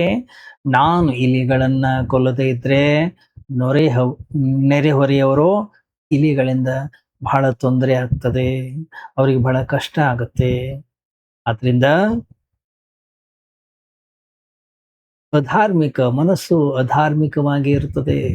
ಅದು ಧರ್ಮದ ನೆಪದಲ್ಲೂ ತನಗಾಗಿ ಒಂದು ಲೆಕ್ಕಾಚಾರವನ್ನು ಹುಡುಕಿಕೊಳ್ಳುತ್ತೆ. ಕೇವಲ ನೆರೆ ಹೊರೆಯವರ ಸೇವೆಯ ದೃಷ್ಟಿಯಿಂದ ಅದು ರಾತ್ರಿ ಹೋಗಿ ಇಲಿಗಳನ್ನ ಕೊಲ್ತಾ ಇತ್ತು. ತಾನು ವಾಸವಾಗಿದ್ದಂಥ ಮನೆಯಲ್ಲಂತೂ ಇಲಿಗಳನ್ನ ಕೊಲ್ತಾ ಇರಲಿಲ್ಲ. ಯಾಕೆ? ಅಲ್ಲಿ ರಕ್ತದ ಕಲೆವಿದ್ರೆ ನನ್ನನ್ನ ಧಾರ್ಮಿಕ ಬೆಕ್ಕಲ್ಲ ಅಂತ ಕರೀತಾರೆ. ಅದರಿಂದ ಭಯ. ಆದ್ರಿಂದ ಈ ಜಗತ್ತಿನಲ್ಲಿ ಯಾರನ್ನ ಧಾರ್ಮಿಕರು ಅಂತ ಹೇಳಿ ನಾವು ಕರಿತೀವೋ ಅವ್ರಿಗೊಂದು ಗಡಿ ಇರುತ್ತೆ. ಆ ಗಡಿಯಲ್ಲಿ ಮಾತ್ರ ಅವರು ಧಾರ್ಮಿಕರಾಗಿರ್ತಾರೆ, ಅದರ ಹೊರಗಡೆಗಲ್ಲ. ಅದರ ಹೊರಗೆ ಏನಾದ್ರೂ ನೀವು ಅವರನ್ನ ನೋಡ್ತಿರೋ, ಅವರು ಪಕ್ಕ ಅಧಾರ್ಮಿಕರು ಅನ್ನೋದು ನಮ್ಗೆ ಗೊತ್ತಾಗುತ್ತೆ. ಯಾಕೆ? ದೇವಸ್ಥಾನದಲ್ಲಿ ಹೋಗಿ ನೋಡಿ, ನಾವೇ ಬೇರೆ ಯಾರನ್ನು ನೋಡೋದಿಲ್ಲ, ಜಪ ಮಾಡ್ತಾ ಇರ್ತೀವಿ. ಅದೇ ವ್ಯಕ್ತಿ ಅಂಗಡಿಯಲ್ಲಿ ಹೋಗಿ ನೋಡಿ, ಇನ್ನೊಬ್ಬರು ಜೇಬು ಕಟ್ ಮಾಡ್ತಾ ಇರ್ತಾರೆ. ಎಷ್ಟು ತುಂಬಾ ನೈಪುಣ್ಯದಿಂದ. ಮಾಲೆಯ ಮೇಲೆ ಏನು ಜಪ ಮಾಲೆ ಅದು ತಿರುಗ್ತಾ ಇರ್ತೋ ಅದಕ್ಕಿಂತ ಹೆಚ್ಚಿನ ನೈಪುಣ್ಯದಿಂದ ಮತ್ತೊಬ್ಬರ ಜೇಬನ್ನ ಕಟ್ ಮಾಡ್ತಾನೆ. ದೇವಸ್ಥಾನದಲ್ಲಿ ನಮ್ಮ ಮುಖವನ್ನು ನೋಡಿ, ಅಂಗಡಿಯಲ್ಲಿ ನಮ್ಮ ಮುಖವನ್ನು ನೋಡಿ, ಇಬ್ರು ಒಬ್ಬನೇ ವ್ಯಕ್ತಿನಾ ಅಂತ ಅನಿಸ್ತದೆ, ಗುರುತಿಸ್ಲಿಕ್ಕೆ ಆಗೋದೇ ಇಲ್ಲ. ಆದ್ರಿಂದ ಮನೆಯವರು ಕೂಡ ಈ ಬೆಕ್ಕನ್ನ ನಂಬಿದ್ರು. ಯಾಕಂದ್ರೆ ಹಗಲಿನಲ್ಲಿ ಮುಖ ಮಾತ್ರ ಕಾಣಿಸ್ತಾ ಇತ್ತು. ನೆರೆಹೊರೆಯವರು ಕೂಡ ಈ ಬೆಕ್ಕು ಬಹಳ ಧಾರ್ಮಿಕವಾಗಿದೆ ಅಂತಾನೆ ನಂಬಿದ್ರು. ಇಂತಹ ಬೆಕ್ಕನ್ನ ಅವ್ರು ಹೇಳೋರು ನಾವು ಯಾವತ್ತೂ ನೋಡೇ ಇಲ್ಲ.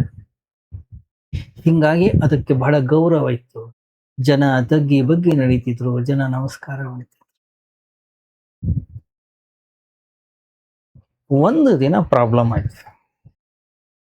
ಏನದು? ಮನೆಯವರು ಒಂದು ಗಿಳಿಯನ್ನು ತಂದ್ರು. ಬೆಕ್ಕಂತೂ ಶಾಕಾಹಾರಿ, ಧಾರ್ಮಿಕ ಬೆಕ್ಕು, ಅದರಿಂದ ಏನ್ ತೊಂದರೆ ಇಲ್ಲ. ಗಿಳಿಯನ್ನು ತಂದ್ರು, ನಿಶ್ಚಿಂತರಾಗಿದ್ರು. ಗಿಳಿ ಬಂದ ಕೂಡಲೇ ಅದು ಹಾಡ್ಲಿಕ್ಕೆ ಶುರು ಆಯ್ತು. ಬೆಕ್ಕಿಗೆ ಸಿಟ್ಟು ಬಂತು.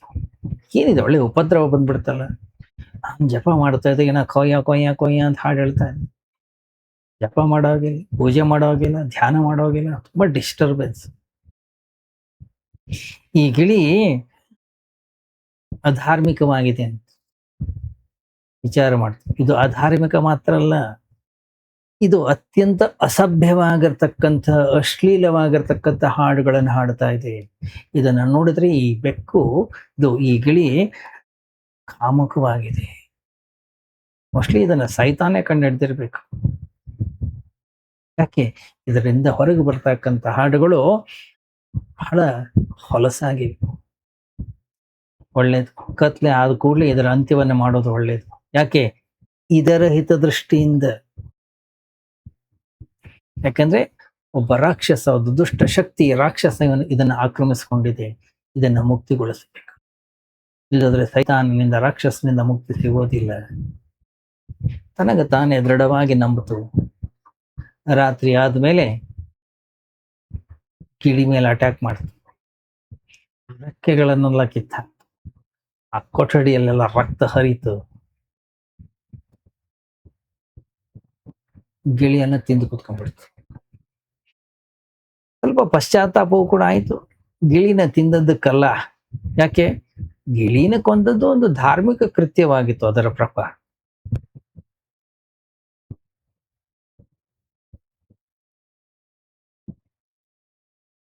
ಗಮನಿಸಿದಾರ ನೀವು? ನಾವು ಇದನ್ನೇ ಮಾಡ್ತಾ ಇದ್ದೀವಿ. ಹಿಂದೂಗಳು ಮುಸ್ಲಿಮರನ್ನ ಕೊಲ್ತಾ ಇದ್ದಾರೆ, ಮುಸ್ಲಿಮರು ಹಿಂದೂಗಳನ್ನ ಕೊಲ್ತಾ ಇದ್ದಾರೆ, ಕ್ರಿಶ್ಚಿಯನ್ನರು ಅವ್ರನ್ನ ಕೊಲ್ತಾರೆ, ಅವ್ರನ್ನ ಇವ್ರನ್ನ ಕೊಲ್ತಾರೆ. ಏನ್ ಹೇಳ್ತಾರೆ? ಧಾರ್ಮಿಕ.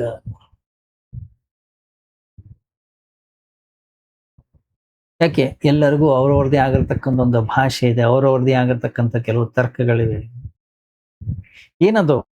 ಬೆಕ್ಕಿನ ಭಾಷೆಯನ್ನೇ ನಾವು ಮಾತಾಡ್ತಾ ಇದ್ದೀವಿ. ಇನ್ನೊಬ್ಬರ ಹಿಂಸೆಯನ್ನ ಸಮರ್ಥಿಸಲಿಕ್ಕೆ ಅಧಾರ್ಮಿಕತೆಯ ನೆಪವನ್ನ ಹುಡುಕಲಾಗುತ್ತೆ.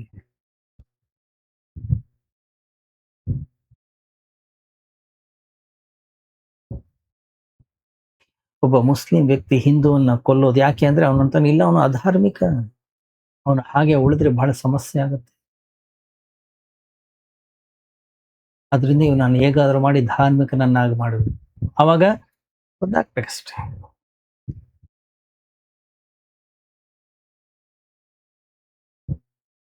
ಏನಿದು?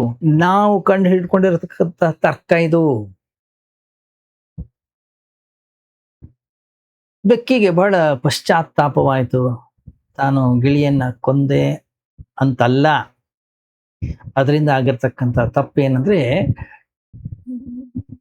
ಇಡೀ ಮನೆ ತುಂಬಾ ಗಿಳಿಯ ರೆಕ್ಕೆಗಳು ಹರಡಿಬಿಟ್ಟಿತ್ತು, ಪುಚ್ಚಗಳೆಲ್ಲ ಬಿದ್ದಿತ್ತು, ರಕ್ತದ ಕಲೆ ಬಿದ್ದಿತ್ತು. ಯಾಕಂದ್ರೆ ನೆಲ ತುಂಬಾ ಬೆಲೆ ಬಾಳುವಂಥದ್ದು, ಬಹಳ ಗಲೀಜಾಗಿತ್ತು. ನೆಲ ಗಲೀಜು ಮಾಡಿದ್ರೆ ಜನ ಕೋಪಗೊಳ್ತಾರೆ, ಮುಂದಿನ ಸರಿ ಹೀಗೆ ಮಾಡ್. ಮತ್ತೊಂದು ಸ್ವಲ್ಪ ದಿವಸ ಬಹಳ ಒಳ್ಳೆ ರೀತಿಯಲ್ಲಿ ಜೀವನ ಮಾಡ್ಲಿಕ್ಕೆ ಶುರುವಾಯ್ತು. ಜನ ಅನ್ಕೊಂಡ್ರು, ಓ ನಮ್ದು ಬೆಕ್ಕು ಸರಿಯಾಗಿದೆ ಅಂತ ಹೇಳಿ ಮತ್ತೊಂದು ಗಿಳಿ ತಗೊಂಬಂದ್ರು. ಈ ಬಾರಿ ಬೆಕ್ಕು ಗಿಳಿಯನ್ನು ಪೂರ್ತಿ ಒಮ್ಮಿಂದೊಮ್ಮೆಲೆ ನುಂಗ್ಬಿಡ್ತು. ಒಂದೇ ಒಂದು ರಕ್ತದ ಕಲೆ ಕೆಳಗಡೆ ಬೀಳದ ಹಾಗೆ. ಅನಸ್ತು. ಇವತ್ತು ನಮ್ಮ ಮನೆಯವರಿಗೆ ಬಹಳ ಖುಷಿ ಆಗುತ್ತೆ.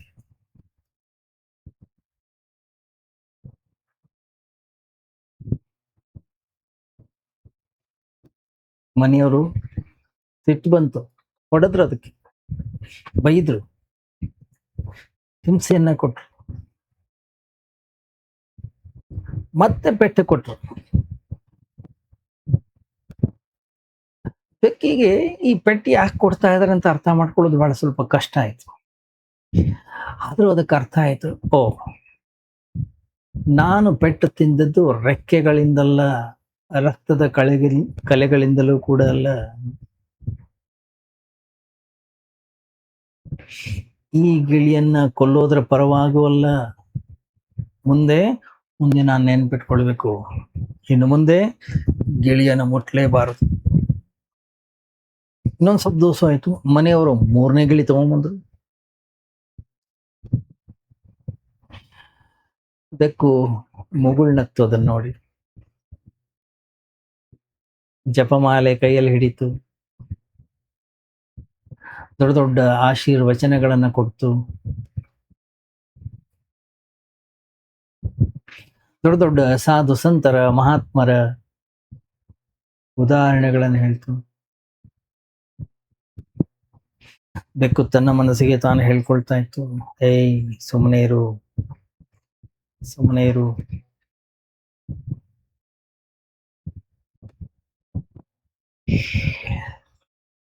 ಆದ್ರೆ ಏನ್ ಮಾಡೋದು? ರಾತ್ರಿ ಆಯ್ತು, ಗಿಳಿ ಹತ್ರ ಹೋಯ್ತು, ಪಂಜರದ ಒಳಗಡೆಗೆ ಕೈ ಹಾಕ್ತು. ಅದು ಗೊತ್ತಿದೆ ನಾನು ಕೊಲ್ಲಬಾರದು. ಅವಾಗ್ಲೂ ಕೂಡ ಅದಕ್ಕೆ ಉಪದೇಶವನ್ನ ಕೊಡ್ತಾ ಇದೆ, ಏಯ್ ನೀನು ಕೇಳು, ನೀನೇನು ಹಾಡು ಹೇಳ್ತಾ ಇದೆಯಲ್ಲ, ಇದು ಅತ್ಯಂತ ಕಾಮದಿಂದ ಕೂಡ್ಕೊಂಡಿದೆ. ನೀನೇನು ಗಲಾಟೆ ಮಾಡ್ತಾ ಇದೆಯಲ್ಲ ಅದೆಲ್ಲವೂ ಕೂಡ ಅಧಾರ್ಮಿಕವಾಗಿದೆ.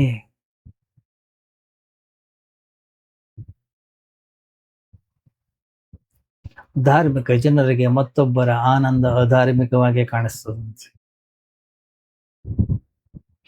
ಅವರು ಮಾಡುವ ಸಂಗೀತ, ಅವರು ಹೇಳುವ ಸಂಗೀತ ನರಕದ ಬಾಗಿಲಾಗೆ ಕಾಣಿಸ್ತದಂತೆ.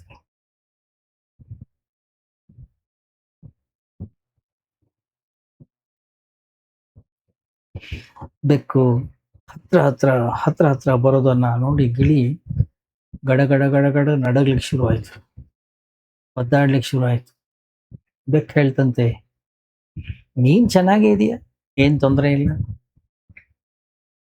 ನೀನು ಒದ್ದಾಡೋದ್ರಿಂದ, ಗಡಗಡ ಅಂತ ಹೇಳಿ ಗಲಾಟೆ ಮಾಡೋದ್ರಿಂದ, ರೆಕ್ಕೆಯನ್ನ ಹೊಡೆಯೋದ್ರಿಂದ ಏನ್ ಹಾನಿ ಅಂತೂ ಏನಿಲ್ಲ. ನಿನ್ನನ್ನು ನೀನು ಬದಲಾಯಿಸ್ಕೋ. ನೀನು ಭಯ ಪಡ್ತಾ ಇದ್ರೆ ಒಳ್ಳೆ ಲಕ್ಷಣ.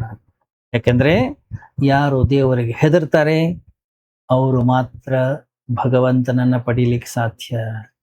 ಆದ್ರಿಂದ ಈ ಸ್ಥಿತಿಯಲ್ಲಿ ನಾನು ಬೇಕಾದ್ರೆ ನಿಮ್ಗೆ ಸಹಾಯ ಮಾಡ್ತೇನೆ. ಗಿಳಿ ಇನ್ನೊಂದಿಷ್ಟು ಒದ್ದಾಡ್ಲಿ ಅಂತ ಹೇಳಿ ಯಥಾಪರಕರ ತನ್ನ ಕೈನ ಪಂಜರದ ಒಳಗಡೆ ಹಾಕ್ತು. ನಾನ್ ನಿನ್ನನ್ನು ಕೊಲ್ಲೋದಿಲ್ಲ, ಯಾಕಂದ್ರೆ ಕೊಲ್ಲಬಾರದು ಅಂತ ನಾನು ನಿರ್ಧಾರ ಮಾಡಿದ್ದೀನಿ. ಆದ್ರಿಂದ ನಾನು ಖಂಡಿತವಾಗಿ ಕೂಡ ನಿನ್ನನ್ನು ಕೊಲ್ಲೋಲ್ಲ. ಆದ್ರೆ ನಿನ್ನ ಅಲುಗಾಡಿಸೋದ್ರಲ್ಲಿ ಯಾವುದೋ ತೊಂದರೆ ಇಲ್ಲ. ಜೋರಾಗಿ ಅಲುಗಾಡಿಸ್ತು ಆ ಪಂಜರವನ್ನ.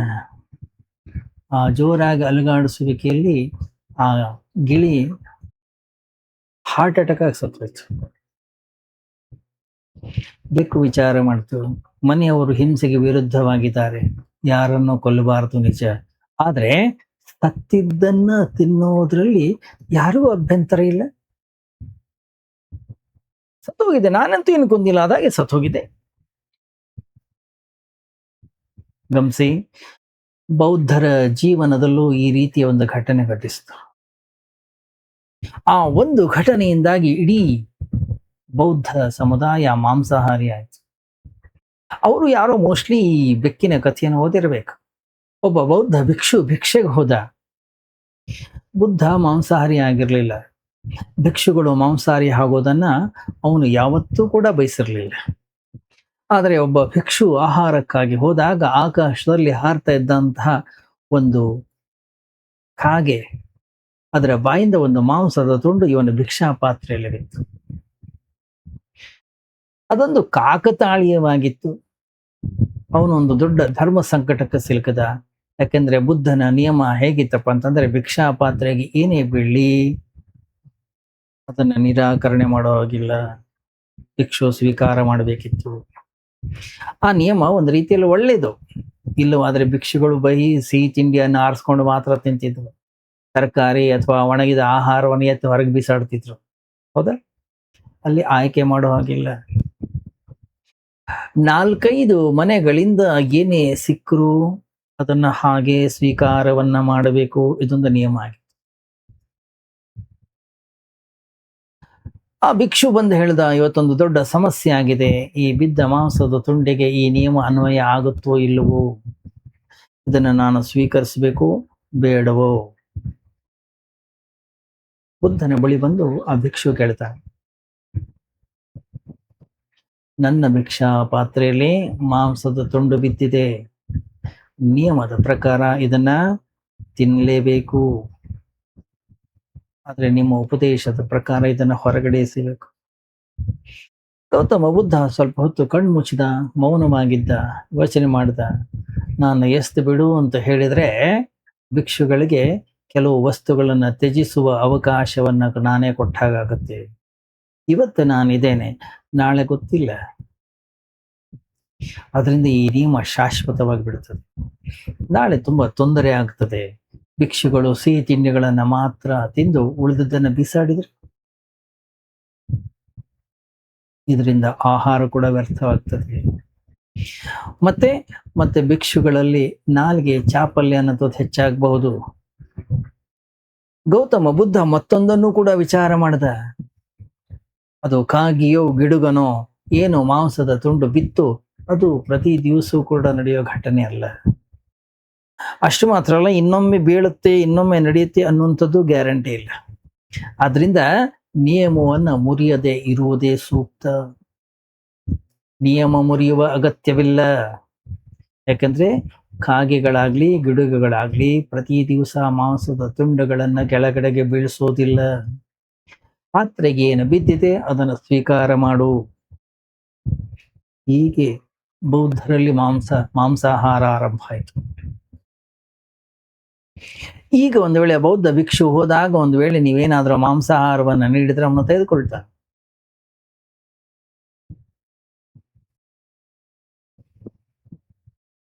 ಜನ ಕೊಡ್ಲಿಕ್ಕೆ ಶುರು ಮಾಡಿದ್ರು. ಅಷ್ಟು ಮಾತ್ರ ಅಲ್ಲ, ಯಾವ ಮನೆಯಲ್ಲಿ ಮಾಂಸಾಹಾರವನ್ನ ಕೊಡ್ತಾರೋ ಅದೇ ಮನೆಗೆ ಭಿಕ್ಷೆಗೆ ಹೋಗ್ಲಿಕ್ಕೆ ಶುರು ಮಾಡಿದ್ರಂತೆ. ಯಾಕೆ? ಗೌತಮ ಬುದ್ಧ ಹೇಳಿದ್ದ, ಕೊಂದು ತಿನ್ನೋದು ಹಿಂಸೆ, ಆದ್ರೆ ಸತ್ತ ಪ್ರಾಣಿಯ ಮಾಂಸವನ್ನ ತಿನ್ನೋದು ಹಿಂಸೆ ಅಲ್ಲ. ನಿಜ, ಆ ಮಾತು ನಿಜಾನೇ. ಯಾಕೆಂದ್ರೆ ಕೊಲ್ಲೋದ್ರಲ್ಲಿ ಹಿಂಸೆ ಇದೆ. ಪ್ರಾಣಿ ತಾನಾಗೆ ಸತ್ತು ಹೋದಾಗ ಅದನ್ನ ತಿನ್ನೋದ್ರಲ್ಲಿ ಹಿಂಸೆ ಎಲ್ಲಿದೆ? ಏನೂ ಇಲ್ಲ. ಅದಕ್ಕಾಗಿ ಚೀನಾ, ಜಪಾನ್, ಬರ್ಮಾ, ಶ್ರೀಲಂಕಾ, ಏನು ಈ ಎಲ್ಲ ದೇಶಗಳಲ್ಲಿ ಅಥವಾ ಯಾವ ದೇಶಗಳಲ್ಲಿ ಬೌದ್ಧ ಧರ್ಮ ಹೆಚ್ಚಿದೆ, ನಾವು ಹಾಕಿರ್ತಾವಲ್ವಾ ಇಲ್ಲಿ ಅಂಗಡಿಯಲ್ಲಿ, ಇಲ್ಲಿ ಶುದ್ಧ ತುಪ್ಪ ಸಿಗುತ್ತದೆ ಅಂತ, ಅಲ್ಲಿ ಹಾಗೆ ಅಲ್ಲಿನ ಮಾಂಸದ ಅಂಗಡಿಗಳಲ್ಲಿ ಇಲ್ಲಿ ತನ್ನಿಂದ ತಾನೇ ಸತ್ತ ಪ್ರಾಣಿಗಳ ಮಾಂಸ ಮಾರಾಟ ಮಾಡಲಾಗುತ್ತದೆ, ಅದರ ಆಹಾರ ಸಿಗುತ್ತದೆ ಅಂತ ಬೋರ್ಡ್ ಹಾಕಿರ್ತಾರೆ. ಅಷ್ಟೊಂದು ಪಶು ಪಕ್ಷಿ ಪ್ರಾಣಿಗಳು ತನ್ನಿಂದ ತಾನೇ ಹೇಗೆ ಸಾಯ್ತವೆ? ನಮಗೇನ್ ಮಾಡ್ಲಿಕ್ಕೆ ಸಾಯ್ತವೆ ಅನ್ನೋ ಬೋರ್ಡ್ ಇದೆ ಅಲ್ವಾ, ಸಾಕು. ಬೋರ್ಡ್ ಸ್ಪಷ್ಟವಾಗಿ ಬರೆದಿರುವಾಗ ಅದು ನಿಜ ಅಷ್ಟೇ. ಅವನು ಕೊಂದು ತಂದಿದ್ದಾನೋ ಅದಾಗೆ ಸತ್ತಿದೆಯೋ ನಮ್ಗೇನ್ ಮಾಡ್ಲಿಕ್ಕೆ? ಅದು ಅಂಗಡಿಯವನಿಗೆ ಸರಿ, ಅದರ ಪಾಪ ಪುಣ್ಯ ಇಲ್ಲ. ವಿಚಾರ ಮಾಡಿ, ಇಷ್ಟೊಂದು ಮಾಂಸ ಎಲ್ಲಿಂದ ಬರುತ್ತೆ? ಕೋಟ್ಯಾಂತರ ಜನ ತಿಂತಾ ಇದ್ದಾರೆ. ಈ ಒಂದು ಸಣ್ಣ ಘಟನೆ ಇಡೀ ಬೌದ್ಧ ಧರ್ಮವನ್ನ ಮಾಂಸಾಹಾರದಿಂದ ತುಂಬ ಹಾಗೆ ಮಾಡ್ತಾರೆ. ಬುದ್ಧನ ಕೈಲಿ ಮಾಡ್ಲಿಕ್ಕೆ ಆಗದೆ ಇರೋ ಒಂದು ಸಣ್ಣ ಕೆಲಸವನ್ನು ಒಂದು ಸಣ್ಣ ಕಾಗೆ ಮಾಡ್ತು. ಮನುಷ್ಯ ತನ್ನ ಮನಸ್ಸಿನ ಲೆಕ್ಕಾಚಾರಗಳನ್ನ ಎಲ್ಲಂದ್ರಲ್ಲೇ ಹುಡುಕ್ತಾನೆ. ಆ ಬೆಕ್ಕು ಸಹ ಏನು ತರ್ಕವನ್ನು ಹುಡುಕ್ತು? ಸತ್ತದ್ದನ್ನ ತಿನ್ನೋದ್ರಲ್ಲಿ ಯಾವುದೇ ತಪ್ಪಿಲ್ಲ, ಗಿಳಿನ ತಿಂದಾಕ್ತು. ನೆನ್ಪಿಡಿ, ನಾವು ಮಾಡ್ತಾ ಇರೋದು ಇದನ್ನೇ. ನಾವು ಕೊಡ್ತಾ ಇರ್ತಕ್ಕಂಥ ತರ್ಕವೂ ಕೂಡ ಇದೆ, ನಾವು ಹುಡುಕ್ತಕ್ಕಂಥ ನೆಪಗಳು ಕೂಡ ಇದೆ. ನಮ್ಮ ಸುತ್ತ ಮನಸ್ಸಿನ ಪ್ರವೃತ್ತಿಗಳಿಂದ ಬರ್ತಾ ಇವೆಯಾ? ಒಂದು ವೇಳೆ ಸುಪ್ತ ಮನಸ್ಸಿನ ಪ್ರವೃತ್ತಿಗಳಿಂದ ಇವು ಬರ್ತಾ ಇವೆ ಅಂತಂದ್ರೆ ಸ್ವಲ್ಪ ಜಾಗರೂಕರಾಗಬೇಕು ನಾವು. ಕೇವಲ ನೆಪ, ತರ್ಕ ನಿಜವಾದ ತರ್ಕಗಳಲ್ಲ, ಇವೆಲ್ಲ ಸುಳ್ಳು ತರ್ಕಗಳು. ನಾನು ನಿನಗಿಂತ ಈ ಜಗತ್ತಿಗೆ ಹೆಚ್ಚು ಮುಖ್ಯ, ಲೋಕಹಿತಕ್ಕಾಗಿ ನಾನು ಬದುಕೋದು ಹೆಚ್ಚಿನ ಅಗತ್ಯವಿದೆ, ನಾನು ಬದುಕಿದ್ರೆ ಜಗತ್ತಿಗೆ ಕಲ್ಯಾಣವಾಗ್ತದೆ. ಎಲ್ಲರೂ ಈ 3 ಜನ ಅಲ್ಲ, ಎಲ್ಲಿ ಕತೆ ನಿಲ್ಲಿಸಿದ್ದೆವು, ತರ್ಕವನ್ನ ಕೊಡ್ಲಿಕ್ಕೆ ಶುರು ಮಾಡಿದ್ರು. ಅದರಿಂದ ಈ ಆಹಾರ ನನಗೆ ಕೊಡಬೇಕು. ಎಷ್ಟು ವಿಚಿತ್ರ ನೋಡಿ, ತೀರ್ಮಾನವನ್ನು ತೆಗೆದುಕೊಳ್ಳಿಕ್ಕೆ ಆಗ್ಲಿಲ್ಲ, ಡಿಸಿಷನ್ ತೆಗೆದುಕೊಳ್ಳಿಕ್ಕೆ ಆಗ್ಲೇ ಇಲ್ಲ ಅವ್ರ ಕೈನಲ್ಲಿ. ಈ ಜಗತ್ತಲ್ಲಿ ಪ್ರತಿಯೊಬ್ಬ ವ್ಯಕ್ತಿಗೂ ಅನ್ಸೋದು, ನಾನು ಬಹಳ ಇಂಪಾರ್ಟೆಂಟ್, ನನ್ನ ಅಗತ್ಯ ಜಾಸ್ತಿ ಇದೆ.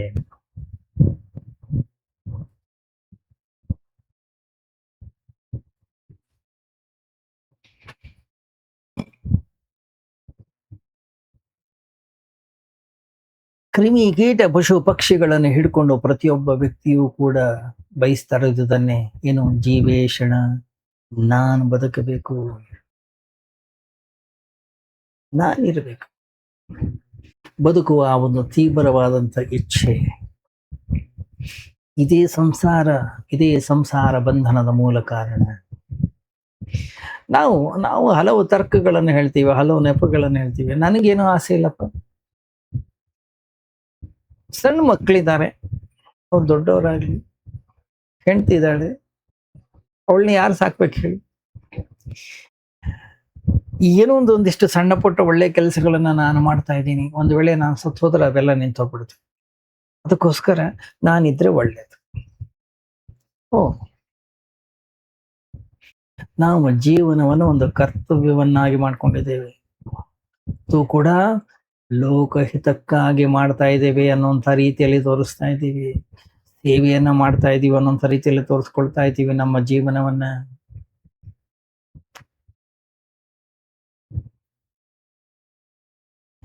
ಹೋಗಿ ರಾಜಕಾರಣಿಗಳನ್ನ ಕೇಳಿ, ಪದವಿಯಲ್ಲಿ ಕೂತ್ಕೊಂಡು ಹೇಳ್ತಾರೆ, ನಿಮ್ಮ ಸೇವೆಗಾಗಿ ಈ ಹುದ್ದೆಯಲ್ಲಿ ಇರೋದು ನಾವು ತುಂಬಾ ಅತ್ಯಗತ್ಯ. ಹುದ್ದೆಯಲ್ಲಿ ಇಲ್ಲದೆ ಇದ್ರೆ ನಾವು ಸೇವೆ ಮಾಡೋದು ಹೇಗೆ? ಹುದ್ದೆಯಲ್ಲಿ ಮೇಲಿರುವುದು ಅವರ ಆಕಾಂಕ್ಷೆ, ಸೇವೆ ಅನ್ನೋದು ಕೇವಲ ಒಂದು ನೆಪ ಮಾತ್ರ. ಅದೇ ರೀತಿಯಲ್ಲೇ ಈ 3 ಜನರು ತರ್ಕವನ್ನ ನೀಡ್ತಾ ಇದ್ರು, ಆದ್ರೆ ಯಾವುದೇ ತೀರ್ಮಾನಕ್ಕೆ ಬರ್ಲಿಕ್ಕೆ ಆಗ್ತಾ ಇಲ್ಲ. ಯಾಕೆಂದ್ರೆ ತೀರ್ಮಾನವನ್ನ ಮಾಡೋರು ಯಾರು? ಈ 3 ತೀರ್ಮಾನವನ್ನ ಮಾಡಬೇಕಿತ್ತು. ರಾತ್ರಿ ಆಯ್ತು, ಒಬ್ಬ ಹೇಳ್ದ ಮಲಗ್ಬಿಡೋಣ. ದಿನವೆಲ್ಲ ಕಳೀತು, ಯಾವುದೇ ಪರಿಹಾರ ಸಿಗಲಿಲ್ಲ.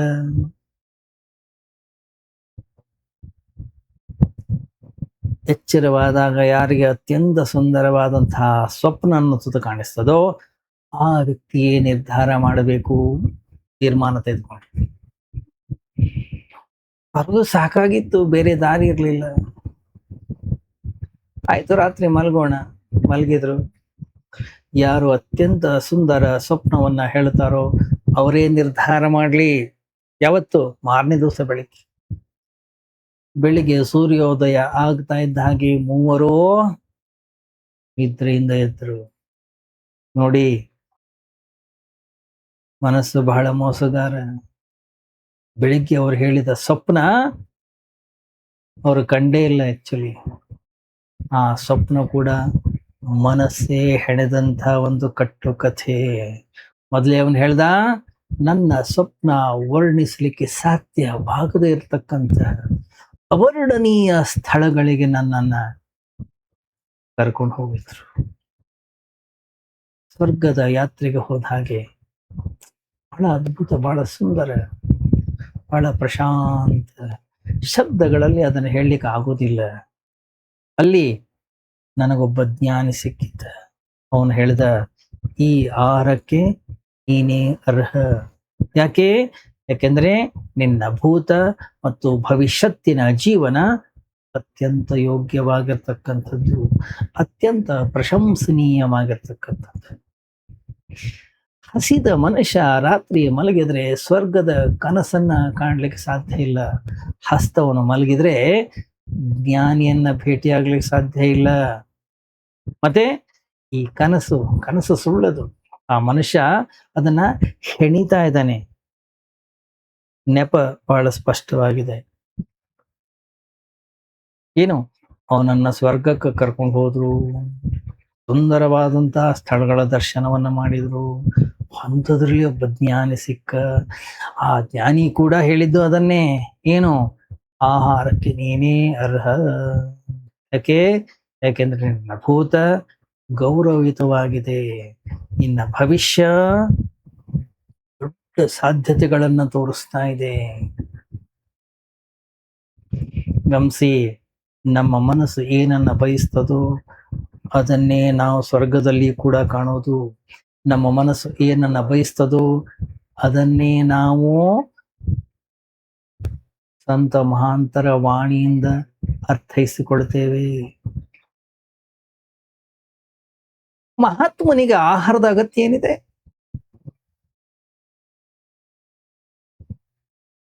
ನಮ್ಮ ಆಸೆ ಆಕಾಂಕ್ಷೆಗಳ ಸರಿಯಾಗಿ ಮಹಾತ್ಮರ ವಾಣಿಯನ್ನು ತಿರುಚುತ್ತೀವಿ. ನಾವು ಅರ್ಥೈಸಿಕೊಳ್ತೀವಿ ನಮಗೆ ಹೇಗೆ ಬೇಕೋ ಹಾಗೆ.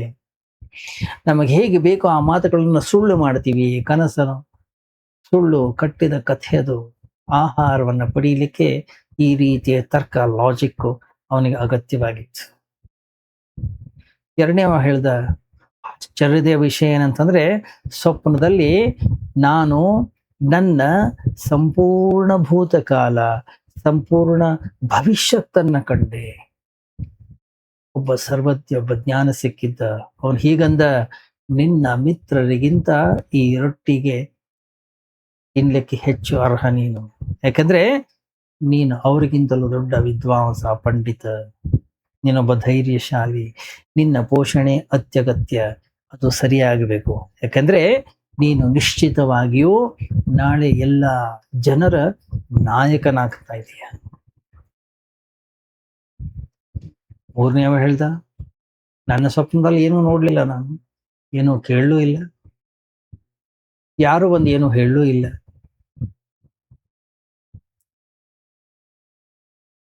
ತಡೆಯಲಾಗದೇ ಇರತಕ್ಕಂಥ ಒಂದು ವರ್ತಮಾನವನ್ನು ನಾನು ಅನುಭವಿಸಿದೆ. ನನ್ನ ಸ್ಥಿತಿನೇ ಬೇರೆ ಇತ್ತು. ನಿಜ ಹೇಳ್ಬೇಕಂದ್ರೆ ನಂಗೆ ಕನಸೇ ಬಿದ್ದಿಲ್ಲ, ಕನಸು ಬರಲೇ ಇಲ್ಲ. ಯಾಕಂದ್ರೆ ಹಸದಂತ ಮನುಷ್ಯ ಮಲಗೋದಾದ್ರೆ ಹೇಗೆ ಹೇಳಿ? ಕನಸನ್ನ ಕಾಣ್ಲಿಕ್ಕೆ ಹೊಟ್ಟೆ ತುಂಬಿರಬೇಕು. ಯಾಕಂದ್ರೆ ಕನಸು ಆಳವಾದ ನಿದ್ರೆಯಲ್ಲಿ ಮಾತ್ರ ಬರ್ಲಿಕ್ಕೆ ಸಾಧ್ಯ. ಹಸ್ತವನಿಗೆ ನಿದ್ರೆಯಲ್ಲಿ ಬರುತ್ತೆ. ಉಪವಾಸ ಮಾಡಿ ನೋಡಿ, ನಿದ್ರೆ ಹಾರೋಗ್ಬಿಡುತ್ತೆ, ನಿದ್ರೆ ಬರೋದೇ ಇಲ್ಲ. ಈ ಮನುಷ್ಯ ಸತ್ಯವಂತ. ಅವನು ಹೇಳ್ತಾ ಇದ್ದಾನೆ, ನಾನು ತಡೆಯಲಾಗದ ವರ್ತಮಾನವನ್ನ ಅನುಭವಿಸಿದೆ. ನನಗೆ ಭೂತಕಾಲದ ನೆನಪು ಬರಲಿಲ್ಲ, ಭವಿಷ್ಯತ್ತಿನ ನೆನಪು ಕೂಡ ನನಗೆ ಬರಲೇ ಇಲ್ಲ. ಯಾವ ಜ್ಞಾನಿಯೂ ಯಾವ ಸಂತ ಮಹಾತ್ಮನೂ ಬರಲಿಲ್ಲ, ಯಾರೂ ನಂಗೆ ಉಪದೇಶವನ್ನ ಕೊಟ್ಟಿಲ್ಲ, ಯಾರೂ ನನ್ನನ್ನು ಕೇಳಲೂ ಇಲ್ಲ, ಯಾರೂ ನನಗೇನು ಹೇಳಲೂ ಇಲ್ಲ. ನಾನು ಕೇವಲ ವರ್ತಮಾನದಲ್ಲಿದ್ದೆ. ಆ ವರ್ತಮಾನ ನನ್ನನ್ನು ಹೇಳ್ತು, ಏಯ್ ಹೇಳೋ, ಏನು ಉಳಿದಿದೆ ಅದನ್ನು ತಿನ್ನು, ರೊಟ್ಟಿ ತಿನ್ನು, ಏನು ಅನ್ನ ಇದೆ ಅದನ್ನು ತಿನ್ನು, ಮುಗಿಸೋದು. ಅದೇನು ಹೇಳ್ತು ಅದನ್ನು ನಾನು ಮಾಡ್ಬಿಟ್ಟೆ ಅಷ್ಟೇ. ಸಮಸ್ಯೆ ಏನಂತಂದ್ರೆ ಈಗಾಗಲೇ ತಿಂದು ಮುಗಿಸ್ಬಿಟ್ಟಿದ್ದಾನು ಅನ್ನೋದನ್ನ. ನಿರ್ಧಾರವನ್ನು ಮಾಡ್ಲಿಕ್ಕೆ ಅವನು ಏನು ಇನ್ನೂ ಬಿಟ್ಟೇ ಇಲ್ಲ. ಗಮನಿಸಿ, ಈ ಮೂರನೇ ವ್ಯಕ್ತಿ ಮಾತ್ರ ಭಗವಂತನನ್ನು ಅನುಭವಿಸ್ಲಿಕ್ಕೆ ಸಾಧ್ಯ. ನಮ್ಮ ಜೀವನ ತಡಿಲಿಕ್ಕೆ ಆಗದೇ ಇರತಕ್ಕಂಥ ವರ್ತಮಾನದ ಮೇಲೆ ಆಧಾರಿತವಾಗಿರಬೇಕು. ಕಳೆದು ಹೋಗಿರ್ತಕ್ಕಂಥ ಭೂತಕಾಲದಲ್ಲೂ ಅಲ್ಲ, ಇನ್ನೂ ಬರದೇ ಇರತಕ್ಕಂಥ ಭವಿಷ್ಯನಲ್ಲೂ ಅಲ್ಲ. ಕನಸಿನಲ್ಲಿ ನಾವು ಏನು ಕಾಣ್ತೀವಿ? ಜ್ಞಾನಿಗಳು. ಆ ಜ್ಞಾನಿಗಳು ನಿಜವಾದ ಜ್ಞಾನಿಗಳಲ್ಲ. ಏನದು? ನಮ್ಮ ಒಳಗಡೆಯ ಕಾಮನೆಯೇ, ಆಸೆಯೇ ಮಾತಾಡ್ತಾ ಇರೋದು ಎಲ್ಲವೂ ಕೂಡ. ಯಾವ ಸರ್ವಜ್ಞ ಬಂದು ಹೇಳ್ತಾನೆ ಹೇಳ್ರಿ ನಮ್ಗೆ, ನೀನೇ ಊಟ ಮಾಡು, ನೀನೇ ತಿನ್ನು? ಯಾವ ಕೃಷ್ಣ ಬರ್ತಾನೆ? ಯಾವ ಬುದ್ಧ ಬರ್ತಾನ? ಯಾವ ಮಹಾವೀರ ಬರ್ತಾನ? ಸ್ವರ್ಗದಲ್ಲಿ ಓಡಾಡಿದ ಮೇಲೆಯೂ ಕೂಡ ಊಟದ್ದು ನೆನಪಿರ್ತದ ಯಾರಿಗಾದ್ರು? ನಮ್ಮ ಕನಸುಗಳು ನಮ್ಮವೇ. ಕನಸಿನಲ್ಲಿ ನಾವು ಯಾರನ್ನ ಭೇಟಿ ಆಗ್ತೀವೋ ಅವರೆಲ್ಲರೂ ನಮ್ಮದೇ ಕಾಮನೆಯ ಸ್ವರೂಪರು. ಯಾರೇ ಮಹಾಂತರು ಮಾತಾಡಿದ್ರು ಅದು ನಮ್ಮದೇ ಧ್ವನಿ. ಸೂಫಿ, ಯೋಗ, ಝೆನ್ ಈ ಪರಂಪರೆ ಇದೆಯಲ್ಲ, ಸಾವಿರಾರು ವರ್ಷಗಳಿಂದ ಕನಸುಗಳನ್ನ ಅಧ್ಯಯನವನ್ನ ಮಾಡ್ತಾ ಬಂದಿದ್ದಾರೆ. ಸಿಗ್ಮಂಡ್ ಫ್ರಾಯ್ಡ್ ಈ ಶತಮಾನದಲ್ಲಿ ಪಾಶ್ಚಿಮಾತ್ಯ ದೇಶಗಳಲ್ಲಿ ಇದನ್ನ ಹೊರಗಡೆ ತೆಗೆದುಕೊಂಡು ಬಂದ್ರು. ಸೂಫಿಗಳು ಮೊದಲಿಂದಲೂ ಕೂಡ ಕನಸುಗಳಿಗೆ ಬಹಳ ಒತ್ತನ್ನ ಕೊಟ್ಟಿದ್ರು. ಅವ್ರು ಹೇಳ್ತಾರೆ, ನಿಮ್ಮ ಜಾಗೃತವಾದ ಜೀವನಕ್ಕಿಂತ ನಿಮ್ಮ ಸ್ವಪ್ನವೇ ಹೆಚ್ಚು ಸತ್ಯವಾಗಿರ್ತದೆ. ಯಾಕಂದ್ರೆ ಜಾಗೃತವಾದಂತಹ ಜೀವನದಲ್ಲಿ ನಾವು ಮುಖವಾಡಗಳನ್ನ ಧರಿಸ್ತೀವಿ. ಸುಳ್ಳು, ಮೋಸ, ಎಷ್ಟು ಮುಖವಾಡಗಳನ್ನ ನಾವು ಹಾಕೊಳ್ತೀವಿ ಅಂತಂದ್ರೆ ನಮಗೆ ನಮ್ಮ ನಿಜವಾದ ಮುಖ ಯಾವುದು ಅನ್ನೋದು ಕಾಣಿಸೋದಿಲ್ಲ, ಗೊತ್ತಾಗೋದಿಲ್ಲ. ಕನಸಿನಲ್ಲಿ ಮಾತ್ರ ನಾವು ಸತ್ಯವಂತರಾಗಿರ್ತೀವಿ.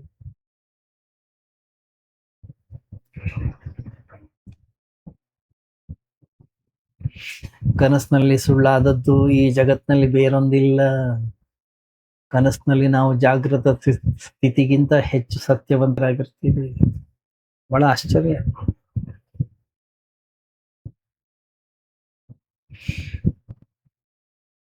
ನಮಗಿಂತ ಸುಳ್ಳು ಮನುಷ್ಯನನ್ನು ಹುಡುಕೋದು ಈ ಜಗತ್ತಲ್ಲಿ ಬಹಳ ಕಷ್ಟ. ಯಾಕೆ? ಕನಸಿಗಿಂತ ದೊಡ್ಡ ಸುಳ್ಳು ಇಲ್ಲ, ಆದ್ರೆ ಕನಸಿನಲ್ಲಿ ಮಾತ್ರ ನಾವು ಸತ್ಯವಂತರಾಗಿರ್ತೀವಿ. ಆದರೆ ನಮ್ಗೆ ಎಷ್ಟು ಸುಳ್ಳಾಗಿರ್ಬೋದು. ಎಚ್ಚರವಾಗಿದ್ದಾಗ ನಾವು ನಗುತ್ತೀವಿ, ಕನಸಿನಲ್ಲಿ ಅಳ್ತಾ ಇರ್ತೀವಿ. ಎಚ್ಚರವಾಗಿದ್ದಾಗ ಒಂದು ರೀತಿ ಇರ್ತೇವೆ, ಕನಸಿನಲ್ಲಿ ಉಲ್ಟಾಗಿರ್ತೀವಿ. ನಮ್ಮ ಕನಸು ಅತ್ಯಂತ ನಿಖರವಾದಂತಹ ಸಂದೇಶವನ್ನ ಕೊಡ್ತಾ ಇದೆ. ಏಕೆಂದ್ರೆ ಕನಸಿನಲ್ಲಿ ಸಮಾಜ, ಶಿಕ್ಷಣ, ಸಂಸ್ಕಾರ ಯಾವ ನಿಯಂತ್ರಣಗಳು ಇಲ್ಲ ಅಲ್ಲಿ. ಕನಸಿನಲ್ಲಿ ನಾವು ಯೋಜನೆಯನ್ನ ಮಾಡೋದಿಲ್ಲ. ಕನಸು ಅತ್ಯಂತ ಮುಕ್ತವಾಗಿರುತ್ತೆ. ಅದರಲ್ಲಿ ಎಲ್ಲ ಅಡಗಿಸಿಟ್ಟಿರ್ತಕ್ಕಂತಹ ಆಸೆಗಳು ಪ್ರಕಟಗೊಳ್ಳುತ್ತವೆ. ಏನೇನು ಎಚ್ಚರದ ಜಗತ್ತಿನಲ್ಲಿ ದಮನ ಆಗಿದೆಯೋ ಅದೆಲ್ಲವೂ ಹೊರಗೆ ಬರ್ತದೆ. ಅದಕ್ಕೆ ಫ್ರಾಯ್ಡ್ ತನ್ನ ಮನೋಚಿಕಿತ್ಸೆಯ ಆಧಾರವನ್ನ ಸ್ವಪ್ನದ ಆಧಾರ ಮೇಲೆ ನಿರ್ಮಿಸಿದನಂತೆ. ನಮ್ಮ ಸ್ವಪ್ನಗಳನ್ನ ಅಧ್ಯಯನ ಮಾಡದ ಹೊರತು ನಮ್ಮ ಕಾಯಿಲೆಗೆ ಚಿಕಿತ್ಸೆಯನ್ನು ನೀಡಲಿಕ್ಕೆ ಸಾಧ್ಯ ಇಲ್ಲ ಎಂದ.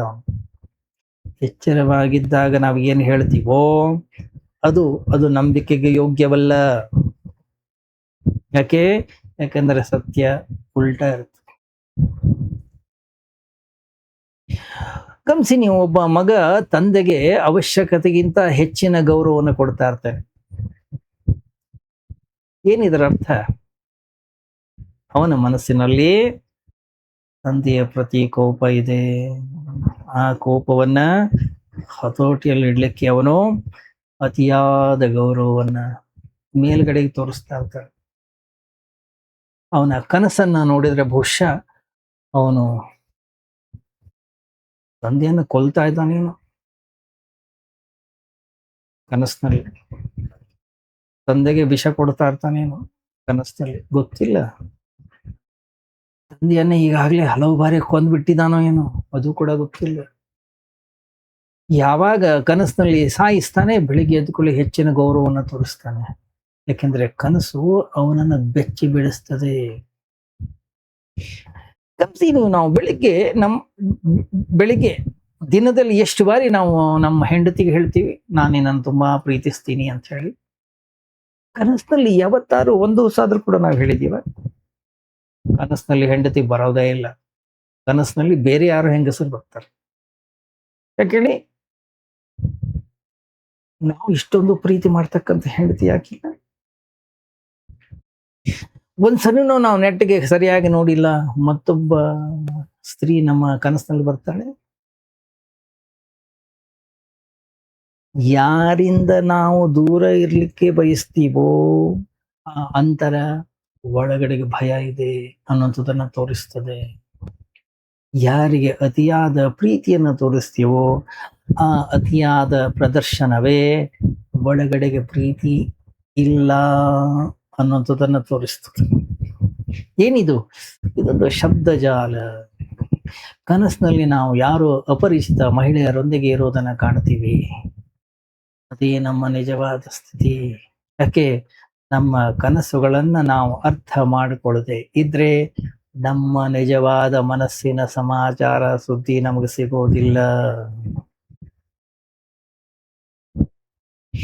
ಪೌರ್ವಾತ್ಯ ಪ್ರದೇಶದಲ್ಲಿ ಕಾಡು ವಾಸಿಗಳ ಒಂದು ಜನಾಂಗವನ್ನು ಬುಡಕಟ್ಟಿದೆ. ಬಹುಶಃ ಅವರು ಮಾನವ ಕುಲದ ಅತ್ಯಂತ ಹಳೆಯ ಸ್ವಪ್ನ ಪರೀಕ್ಷಕರು. ಅಲ್ಲಿ ಚಿಕ್ಕ ಮಕ್ಕಳಿಗೂ ಕೂಡ ಸ್ವಪ್ನದ ಅಧ್ಯಯನವನ್ನ ಮಾಡಿಸಲಾಗುತ್ತೆ. ಸ್ವಪ್ನದ ಬಗ್ಗೆ ಅವರು ಬಹಳ ದೊಡ್ಡ ಅಧ್ಯಯನ ಸಂಶೋಧನೆಯನ್ನ ಮಾಡಿದ್ದಾರೆ. ಸ್ವಪ್ನದ ಮೂಲಕವೇ ಜೀವನದ ದೊಡ್ಡ ದೊಡ್ಡ ಸಮಸ್ಯೆಗಳನ್ನು ಅವರು ಪರಿಹಾರ ಮಾಡಿಕೊಂಡಿದ್ದಾರೆ. ಬಹಳ ಆಶ್ಚರ್ಯ ಆಗುತ್ತೆ ಈ ಘಟನೆಯನ್ನ ಕೇಳಿದ್ರೆ. ಮೊದಲ ಬಾರಿಗೆ ಆ ಬುಡಕಟ್ಟು ಜನರ ಅಧ್ಯಯನವನ್ನ ಮಾಡ್ಲಿಕ್ಕೆ ಮನಃಶಾಸ್ತ್ರಜ್ಞರು ಹೋದಾಗ ಅವ್ರಿಗೆ ಆಶ್ಚರ್ಯ ಆಗೋಯ್ತು. ಯಾಕೆಂದ್ರೆ ಆ ಬುಡಕಟ್ಟು ಜನರು ಬಹಳ ಅನನ್ಯವಾಗಿದ್ರು. 3,000 ವರ್ಷಗಳ ಇತಿಹಾಸದಲ್ಲಿ ಆ ಬುಡಕಟ್ಟು ಜನ ಒಂದೇ ಒಂದು ಯುದ್ಧವನ್ನ ಮಾಡಿಲ್ಲ, ಯಾವುದೇ ಕೊಲೆಯನ್ನ ಮಾಡಿಲ್ಲ, ಯಾವುದೇ ಅತ್ಯಾಚಾರಗಳು ಅಲ್ಲಿ ನಡೆದಿಲ್ಲ. ಭೂಮಿಯ ಮೇಲೆ ಇಷ್ಟೊಂದು ಶಾಂತಿಯುತವಾಗಿರ್ತಕ್ಕಂಥ, ಇಷ್ಟೊಂದು ಸರಳವಾಗಿರ್ತಕ್ಕಂಥ ಜನ ಮತ್ತೊಬ್ಬರಿರಲಿಲ್ಲ. ಯಾಕೆ? ಕಾರಣ ಏನು? ಹೇಗೆ ಸಾಧ್ಯ? ಬಾಲ್ಯದಿಂದಲೇ ಪ್ರತಿಯೊಂದು ಮಗುವಿನ ಸ್ವಪ್ನವನ್ನ ಅಧ್ಯಯನ ಮಾಡ್ತಾ ಇದ್ರು. ಅಧ್ಯಯನ ಮಾಡೋದು ಮಾತ್ರ ಅಲ್ಲ, ಸ್ವಪ್ನದ ಸಂಕೇತಗಳನ್ನ ಒಪ್ಪಿಕೊಂಡು ಜೀವನವನ್ನ ಅದೇ ರೀತಿ ರೂಪಿಸಿಕೊಳ್ತಾ ಇದ್ರು. ಒಂದು ವೇಳೆ ಒಂದು ಉದಾಹರಣೆ ಇಟ್ಕೊಳ್ಳಿ, ಒಂದು ಸಣ್ಣ ಮಗು ಒಂದು ವೇಳೆ ಒಂದು ಕನಸನ್ನ ಕಂಡ್ರೆ ಬೆಳಿಗ್ಗೆ ಮನೆಯ ಹಿರಿಯರ ಒಟ್ಟಿಗೆ ಸೇರ್ತಾನೆ. ಪ್ರತಿಯೊಂದು ಮಗುವು ಕೂಡ ರಾತ್ರಿ ಕಂಡ ಕನಸನ್ನ ಹಿರಿಯರಿಗೆ ಹೇಳಬೇಕು. ಚಿಕ್ಕ ಮಗು ಮಾತನಾಡಲಿಕ್ಕೆ ಪ್ರಾರಂಭ ಮಾಡಿದ ದಿವಸದಿಂದಲೇ ಸ್ವಪ್ನದ ಅಧ್ಯಯನ ಅನ್ನೋದು ಆರಂಭ ಆಗ್ತಾ ಇತ್ತು. ಬೆಳಗಿನ ಉಪಹಾರದ ಜೊತೆಗೆ ರಾತ್ರಿಯ ಕನಸಿನ ಅಧ್ಯಯನ ಮೊದಲ ಕೆಲಸ.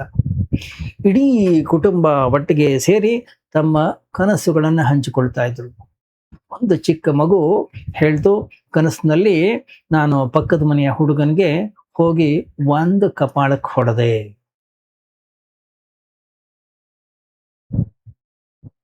ಹಿರಿಯರು ಹೇಳಿದ್ರು, ನೋಡು ಮಗು, ತಗೋ ಈ ಸ್ವೀಟ್ ತಗೋ, ಈ ಆಟಿಗೆ ಸಾಮಾನು ತಗೋ, ಪಕ್ಕದ ಮನೆಗೆ ಹೋಗು, ಆ ಹುಡುಗನ ಬಳಿ ಹೋಗು ನೀನು, ಯಾಕಂದ್ರೆ ಕನಸಿನಲ್ಲಿ ಹೋಗಿ ಹೊಡೆದು ಬಂದಿದೀಯ. ಇನ್ನ ಒಳಗಡೆಗೆ ಎಲ್ಲೋ ಅವನನ್ನ ಹೊಡೆಯುವ ಆಸೆ ಅಡಗಿದೆ. ಕನಸು ಸುಮ್ಮನೆ ಬರ್ಲಿಕ್ಕೆ ಸಾಧ್ಯ. ನೀನು ಹೋಗು, ಅವನ ಕ್ಷಮೆಯನ್ನು ಕೇಳು, ಈ ಸಿಹಿ ತಿಂಡಿಯನ್ನು, ಈ ಸ್ವೀಟನ್ನು ಕೊಡು ಅವನಿಗೆ, ಈ ಆಟಿಕೆಯನ್ನು ಕೊಡು. ರಾತ್ರಿ ಕನಸಿನಲ್ಲಿ ನಿನಗೆ ನಾನು ಹೊಡೆದ್ಬಿಟ್ಟೆ, ನನ್ನಿಂದ ದೊಡ್ಡ ತಪ್ಪಾಗಿದೆ, ನನ್ನ ಕ್ಷಮಿಸು ಅಂತ ಹೇಳಿ ಕ್ಷಮೆಯನ್ನು ಕೇಳು. ನಮಗೆಲ್ಲ ಇದೊಂದು ಬಹಳ ಮೂರ್ಖತನದ ವ್ಯವಹಾರ ಅಂತ ಅನಿಸಬಹುದು. ಆದ್ರೆ ಕನಸಿಗೂ ಇದಕ್ಕೆ ಏನ್ ಸಂಬಂಧ? ಆದ್ರೆ ಇದು ಬಹಳ ವೈಜ್ಞಾನಿಕವಾಗಿದೆ. ಆ ಮಗು ಹೋಗಿ ಕ್ಷಮೆ ಕೇಳ್ತಾ ಇತ್ತು, ಉಡುಗೊರೆಯನ್ನ ಕೊಡ್ತಾ ಇತ್ತು. ಯಾರಿಗೆ ಹೊಡೆದಿದ್ನೋ ಬರೀ ಪಶ್ಚಾತ್ತಾಪ ಸಾಲದು, ಪ್ರೀತಿಯನ್ನು ಕೂಡ ಅಭಿವ್ಯಕ್ತಪಡಿಸಬೇಕು, ಅದು ಕೂಡ ಅಗತ್ಯವಾಗಿತ್ತು. ಇಡೀ ಹಳ್ಳಿಗೆ ಈ ವಿಷಯ ತಿಳಿಯಿತು. ಇಡೀ ಹಳ್ಳಿ ಆ ಮಗುವಿಗೆ ಧನ್ಯವಾದವನ್ನು ಹೇಳ್ತು. ಕನಸಿನಲ್ಲೂ ಕೂಡ ಶತ್ರುತ್ವ ನಿರ್ಮಾಣ ಆಗಬಾರದು, ಇಲ್ಲ ಅಂದ್ರೆ ನಾಳೆ ಅದು ದೊಡ್ಡದಾಗ್ತದೆ. ಬೀಜ ಮೊಳಕೆ ಒಡೆದು ವೃಕ್ಷವಾಗುತ್ತದೆ. ಯಾರಾದರೂ ರಾತ್ರಿ ನೆರೆಹೊರೆಯವರೊಂದಿಗೆ ಅಸಭ್ಯವಾಗಿ ವರ್ತಿಸಿದ ಹಾಗೆ ಕನಸು ಕಂಡ್ರೆ ಮಾರನೇ ದಿವಸನೇ ಅವರ ಬಳಿ ಹೋಗಿ ಅವರ ಪತಿಗೆ ಕ್ಷಮೆ ಕೇಳ್ತಾರೆ, ಉಡುಗೊರೆಯನ್ನು ಕೊಡ್ತಾ ಇದ್ದ. ಅವರ ಪತ್ನಿಯ ಕಾಲಿಗೆ ಬಿದ್ದು ಕ್ಷಮೆ ಕೇಳ್ತಾ ಇದ್ದ. ಇಡೀ ಊರಿಗೆ ಈ ವಿಷಯ ತಿಳಿತಾ ಇತ್ತು. ಅಲ್ಲಿ ಪ್ರತಿಯೊಬ್ಬರ ಕನಸುಗಳು ಕೂಡ ಸಾರ್ವಜನಿಕ ಆಸ್ತಿ. ಇದರ ಒಂದು ಅತ್ಯಂತ ವಿಶೇಷ ಫಲಿತಾಂಶ ಏನಂತಂದ್ರೆ, ಆ ಬುಡಕಟ್ಟಿನ ಜನ ಭೂಮಿಯಲ್ಲೇ ಅತ್ಯಂತ ಕಡಿಮೆ ಕನಸುಗಳನ್ನ ಕಾಣ್ತಾ ಇದ್ರು. ಈಗ ಎಂತೆಂಥ ಯಂತ್ರಗಳು ಬಂದಿವೆ ಅಂತಂದ್ರೆ, ಕನಸು ಯಾವಾಗ ಬೀಳ್ತು, ಯಾವಾಗ ಶುರುವಾಯಿತು ಅದನ್ನ ಕಂಡಿರ್ತಕ್ಕಂಥ ಉಪಕರಣಗಳಿವೆ. ಆದ್ರೆ ಆ ಜನ ಮಾತ್ರ ಅತ್ಯಂತ ಕಡಿಮೆ ಕನಸುಗಳನ್ನ ಕಾಣ್ತಾ ಇದ್ರು.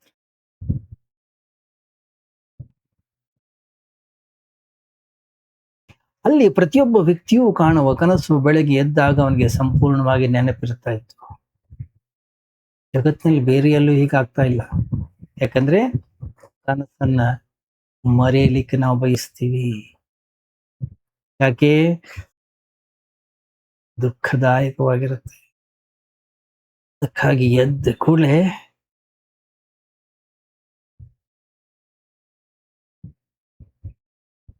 ಒಂದು 2 ನಿಮಿಷ 3 ನಿಮಿಷ ಇರುತ್ತೆ, ಆಮೇಲೆ ಹೊರಟೋಯ್ತು. ಅದಕ್ಕೆ ನಾವಂತೀವಿ, ಕನಸು ಬಿದ್ದಿತ್ತು, ನಂಗೆ ಮರ್ತ ಹೋಗಿದೆ. ಮರ್ತ ಹೋಗಿಲ್ಲ, ನಾವು ಮರೀಲಿಕ್ಕೆ ಪ್ರಯತ್ನವನ್ನ ಮಾಡ್ತಾ ಇದ್ದೀವಿ. ಯಾಕೆ? ದುಃಖದಾಯಕವಾಗಿರೋದನ್ನೆಲ್ಲವನ್ನು ಕೂಡ ನಾವು ಮರೀಲಿಕ್ಕೆ ಬಯಸ್ತೀವಿ. ಆದ್ರೆ ಆ ಬುಡಕಟ್ಟಿನ ಜನ ಕನಸು ಪೂರ್ತಿಯಾಗಿ ವಿವರವಾಗಿ ನೆನಪಿಟ್ಕೊಂಡು ಪ್ರತಿಯೊಂದನ್ನು ಕೂಡ ಸಂಪೂರ್ಣವಾಗಿ ಹೇಳ್ತಾ ಇದ್ರು. ಅದು ಕೂಡ ಅತ್ಯಂತ ಮಹತ್ವದ ವಿಷಯ ಆಗಿತ್ತು. ಯಾಕಂದ್ರೆ ಇಡೀ ಪೃಥ್ವಿಯಲ್ಲಿ ಬೇರೆ ಎಲ್ಲೂ ಹೀಗಾಗಿಲ್ಲ. ಅಲ್ಲಿ ಕನಸು ಬೀಳುವ ಪ್ರಮಾಣ ಬಹಳ ಕಡಿಮೆ ಆಯ್ತು. ಕನಸು ಬಿದ್ರೆ ಅದು ಸಂಪೂರ್ಣ ನೆನಪಿರ್ತದೆ. ತಮಾಷೆಯ ವಿಷಯ ಏನಪ್ಪಾ ಅಂತಂದ್ರೆ, ಆ ಕನಸನ್ನ ಸತ್ಯ ಅಂತೇಳಿ ಒಪ್ಕೊಂಡು ಆ ಏನು ಆಚರಣೆಯನ್ನ ಮಾಡ್ತಾ ಇದ್ರು, ಪಶ್ಚಾತ್ತಾಪ ಅಥವಾ ಕ್ಷಮಾಪಣೆ, ಆ ಆಚರಣೆ ಮಾಡಿದ ಮೇಲೆ ಮತ್ತೆ ಅದೇ ಕನಸು ಬೀಳ್ತಾ ಇರ್ಲಿಲ್ಲ. ಯಾಕೆಂದ್ರೆ ಆ ಬೀಜವನ್ನೇ ನಾಶ ಮಾಡುತ್ತೆ. ಗಮನಿಸಿದ್ರೆ ನೀವು ಯಾವತ್ತಾದ್ರೂ? ನಮಗೆ ಕೆಲವು ಕನಸುಗಳು ಮತ್ತೆ ಮತ್ತೆ ಮತ್ತೆ ಮತ್ತೆ ಬೀಳ್ತಾ ಇರ್ತವೆ. ಅದೇ ಕನಸುಗಳು. ಕನಸುಗಳನ್ನ ಸರಿಯಾಗಿ ನಾವು ಯಾವಾಗ ಅಧ್ಯಯನವನ್ನ ಮಾಡ್ತೀವೋ, ಕೆಲವು ಕನಸುಗಳು ಜೀವನವಿಡೀ ಪುನರಾವರ್ತನೆ ಆಗೋದನ್ನ ನಾವು ಕಾಣ್ತೀವಿ.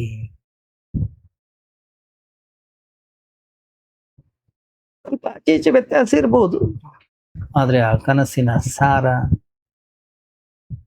ಒಂದೇ ಆಗಿರುತ್ತೆ. ಪುನಃ ಪುನಃ ಮತ್ತೆ ಮತ್ತೆ ಅವೇ ಬರ್ತವೆ. ಕೆಲವೊಮ್ಮೆ ಒಂದೇ ಕನಸು ನೂರಾರು ಬಾರಿ ಬರ್ತದೆ. ಏನ್ ಇದರ ಅರ್ಥ? ಇದರ ಅರ್ಥ ಇಷ್ಟೇ, ನಮ್ಮ ಸುಪ್ತ ಮನಸ್ಸು, ಏನು ಅನ್ಕಾನ್ಶಿಯಸ್ ಮೈಂಡ್ ಅಂತ ಹೇಳಿ ಏನು ಕರಿತಾ ಇದೀವಿ, ಅದು ಹೇಳ್ತಾ ಇದೆ, ನೀನ್ ಇದನ್ನ ದಮನ ಮಾಡ್ತಾ ಇದೀಯಾ.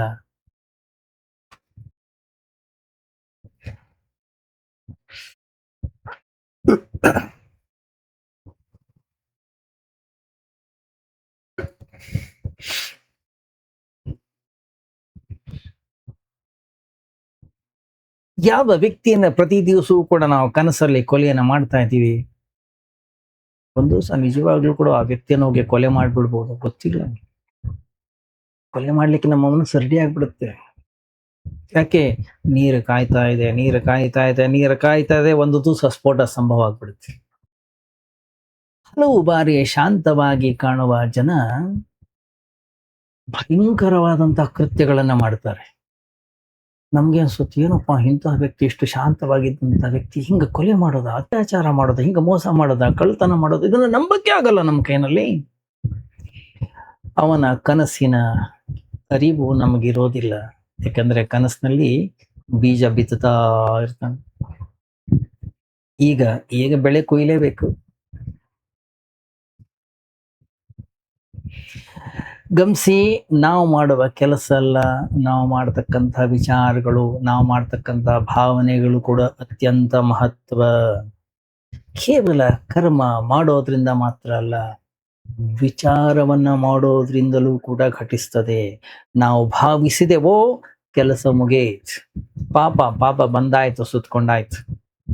ಅಪರಾಧ ಆಗಿರದೇ ಇರಬಹುದು, ಕಾನೂನು ನಮ್ಮನ್ನ ಹಿಡಿಲಿಕ್ಕೆ ಸಾಧ್ಯ ಇಲ್ಲ. ಕನಸಿನಲ್ಲಿ ಕೊಲೆ ಮಾಡಿದ್ದಕ್ಕೆ ಕೋರ್ಟು ನಮ್ಮ ಮೇಲೆ ಯಾವುದೇ ಕೇಸ್ ಹಾಕೋದಿಲ್ಲ. ಆದ್ರೆ ಪರಮಾತ್ಮನ ಮುಂದೆ, ಅಸ್ತಿತ್ವದ ಮುಂದೆ ಅಂತ ಅಪರಾಧ ಆಗೇ ಆಯ್ತು, ಪಾಪ ಆಗೇ ಆಯ್ತು. ನಾವು ಮಾಡಿದಿರೋ ಇಲ್ವೋ ಅದು ಬೇರೆ ಗೌಣ, ಮಾಡ್ಲಿಕ್ಕೆ ಬಯಸಿದೀವೋ ಇಲ್ವೋ ಕೆಲಸ ಮುಗೀತು. ಭಾವನೆ ಒಂದೇ ಸಾಕು, ನಮ್ಮೊಳಗಡೆಗೆ ವಿಚಾರ ಇದೆ ಸಾಕು. ವಿಚಾರವನ್ನ ಕೃತ್ಯದ ಹಂತಕ್ಕೆ ತಂದ್ರೆ ಮಾತ್ರ ಅಪರಾಧ ಆಗ್ತದೆ. ವಿಚಾರ ಆಗಿ ಉಳಿದ್ರೆ ಪಾಪವಾಗುತ್ತೆ. ಇದೇ ಪಾಪ ಮತ್ತು ಅಪರಾಧಕ್ಕಿರ್ತಕ್ಕಂಥ ವ್ಯತ್ಯಾಸ. ಸಮಾಜಕ್ಕೆ ಅಪರಾಧ ನಡೆಯಬಾರದು ಅಂತಕ್ಕಂಥ ಚಿಂತೆ, ಧರ್ಮಕ್ಕೆ ಪಾಪ ಆಗಬಾರದು ಅನ್ನುವಂಥ ಚಿಂತೆ. ಪಾಪ ಅನ್ನುವಂಥದ್ದು ಸೂಕ್ಷ್ಮವಾಗಿರ್ತಕ್ಕಂಥ ಅಪರಾಧ. ಪಾಪ ಅಪರಾಧದ ಬೀಜ, ಅಪರಾಧ ಪಾಪದ ವೃಕ್ಷ. ಹೊರಗಡೆಗೆ ಬಂತು, ಹಣ್ಣುಗಳು ಬರ್ತವೆ. ವೃಕ್ಷವನ್ನ ನಾಶಪಡಿಸಬೇಕು ಅಂತಂದ್ರೆ ಬೀಜ ಇರುವಾಗ್ಲೇ ಅದನ್ನ ನಾಶ ಮಾಡಬೇಕು. ಆಧುನಿಕ ಮನಃಶಾಸ್ತ್ರ ಬಹಳಷ್ಟು ಕೆಲಸವನ್ನ ಮಾಡಿದೆ. ಮಾನವ ಕುಲದ ಸ್ವಪ್ನಗಳನ್ನ ನಾವು ಬಗೆಹರಿಸಿದರೆ ಮಾತ್ರ ಮನುಷ್ಯನನ್ನ ಬಗೆಹರಿಸ್ಲಿಕ್ಕೆ ಸಾಧ್ಯ, ಇಲ್ಲ ಅಂದ್ರೆ ಇಲ್ಲ. ಕಳ್ತನ ಮಾಡಬೇಡ, ಮೋಸ ಮಾಡಬೇಡ ಹೇಳ್ತೀವಿ ನಾವು.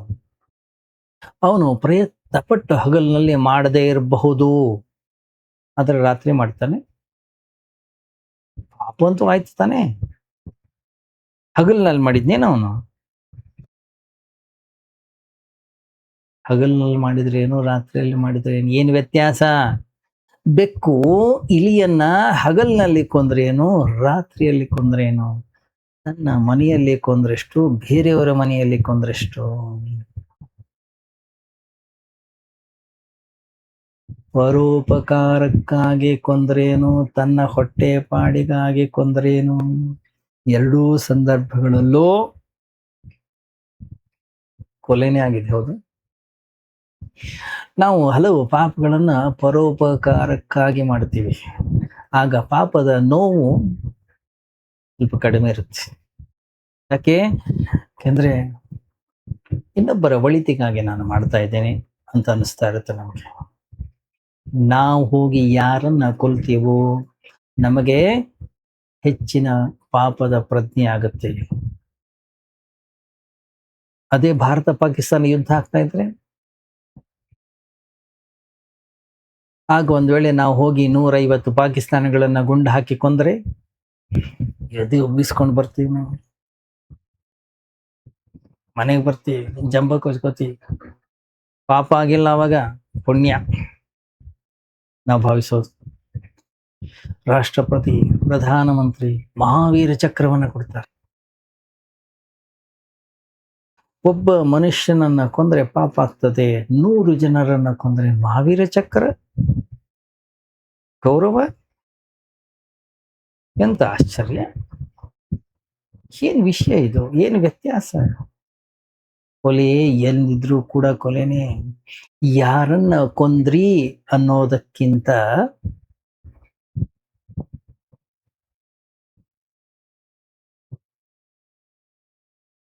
ದೇಶಕ್ಕಾಗಿ ಕೊಂದಿದ್ದೇವೆ, ಏನು ವ್ಯತ್ಯಾಸ ಆಗತ್ತೆ? ಒಂದೇ ವ್ಯತ್ಯಾಸ, ಯುದ್ಧವನ್ನ ರಾಷ್ಟ್ರಕ್ಕಾಗಿ ಮಾಡ್ತಾ ಇದ್ದೀವಿ ಅಷ್ಟೇ. ಯಾವುದೋ ಪುಣ್ಯದ ನೆಪದಲ್ಲಿ ಪಾಪ ಮಾಡಿದಾಗ ಅದೆಲ್ಲವೂ ಕೂಡ ಸರಿಯಾಗಿ ಕಾಣಿಸ್ತದೆ ನಮಗೆ.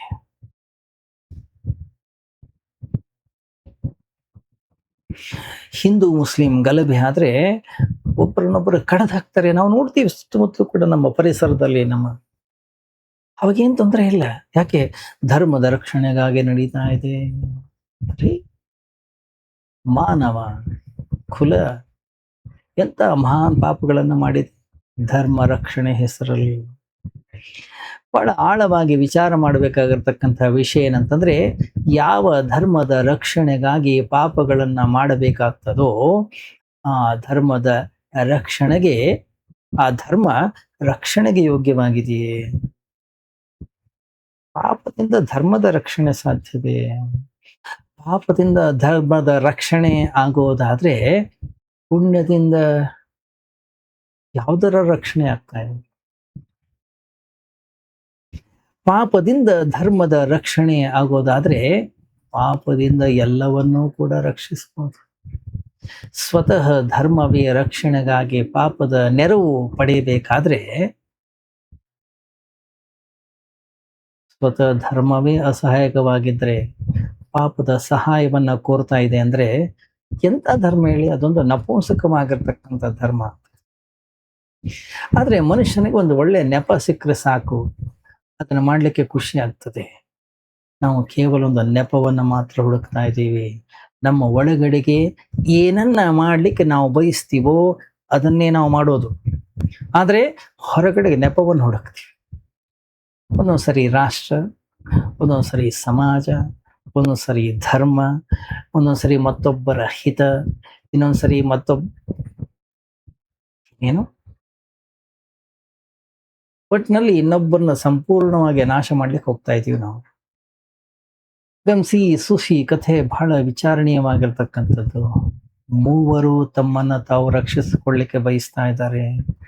ಅದರಲ್ಲಿ ಇಬ್ರು ಮೋಸಗಾರರು, ಮೂರನೆಯವ ಸತ್ಯವಂತ. ಅವ ನೇರವಾಗಿ ಸತ್ಯವನ್ನು ಒಪ್ಕೊಳ್ತಾ ಇದ್ದಾನೆ. ಯಾಕೆ? ನನಗೆ ಕನಸೇ ಬರಲಿಲ್ಲ, ನಾನು ಯಾರನ್ನು ನೋಡ್ಲೂ ಇಲ್ಲ, ಯಾವ ಜ್ಞಾನಿಯೂ ಕೂಡ ನನಗೆ ಭೇಟಿಯೂ ಕೂಡ ಆಗಿಲ್ಲ, ಪ್ರತ್ಯಕ್ಷನೂ ಕೂಡ ಆಗಿಲ್ಲ, ಅವನು ನನಗೆ ಯಾವ ಸ್ವರ್ಗಕ್ಕೂ ಕರ್ಕೊಂಡು ಹೋಗ್ಲಿಲ್ಲ. ಭವಿಷ್ಯತ್ತಿನಲ್ಲಿ ನಾನು ಮಾನವ ಕುಲದ ನಾಯಕನಾಗ್ತೇನೆ, ಇಲ್ಲ ಯಾವ ಭರವಸೆಯನ್ನು ಯಾರು ಕೂಡ ನನಗೆ ಕೊಟ್ಟಿಲ್ಲ. ಮತ್ತೆ ನನಗೆ ಹಸಿವೆ ಆಗಿತ್ತು, ನಂಗೆ ತಡ್ಕೊಳ್ಲಿಕ್ಕೆ ಆಗ್ಲಿಲ್ಲ, ನಾನು ಎದ್ದು ತಿಂದುಬಿಟ್ಟೆ ಅಷ್ಟೆ. ನನ್ನ ಶರೀರದ ಕಣ ಹೇಳ್ತು ಊಟ ಮಾಡು ಅಂತ ಹೇಳಿ. ನಾನು ಊಟ ಮಾಡಿಬಿಟ್ಟೆ ಅಷ್ಟೆ.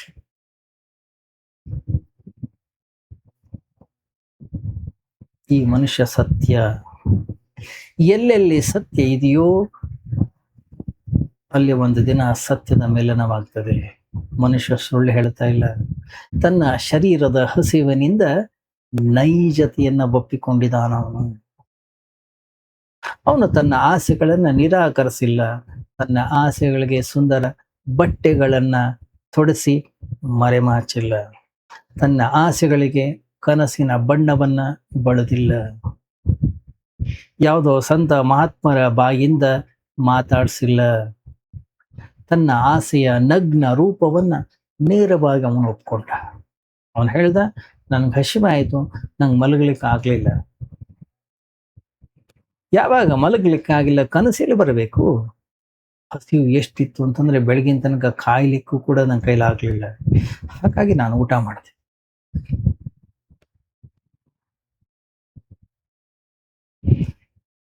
ತನ್ನ ಆಸೆಗಳನ್ನ, ಅವುಗಳ ತೀವ್ರತೆಯನ್ನ ಒಪ್ಪಿಕೊಳ್ಳುವಂಥದ್ದು, ಅವುಗಳನ್ನ ನೆಪಗಳಿಂದ ಆ ಕಡೆ ಈ ಕಡೆ ತಳ್ಳದೇ ಇರುವಂಥದ್ದು, ಅವುಗಳಿಗೆ ಬಣ್ಣದ ರೂಪಗಳನ್ನ ಕೊಡದೇ ಇರುವಂಥದ್ದು, ಅವುಗಳ ನಗ್ನತೆಯನ್ನ ಒಪ್ಪಿಕೊಳ್ಳುವಂಥದ್ದು. ಯಾರು ತಮ್ಮ ಆಸೆಗಳನ್ನ ಅವುಗಳ ನಗ್ನತೆಯಲ್ಲೇ ಒಪ್ಪಿಕೊಳ್ಳುತ್ತಾನೋ, ನಾನು ಅವುಗಳ ಹಿಂದೆ ಹೋಗ್ತಾ ಇದ್ದೇನೆ ಅನ್ನುವಂಥದ್ದನ್ನು ಕೂಡ ಯಾರು ಒಪ್ಪಿಕೊಳ್ಳುತ್ತಾನೋ, ಆ ಮನುಷ್ಯ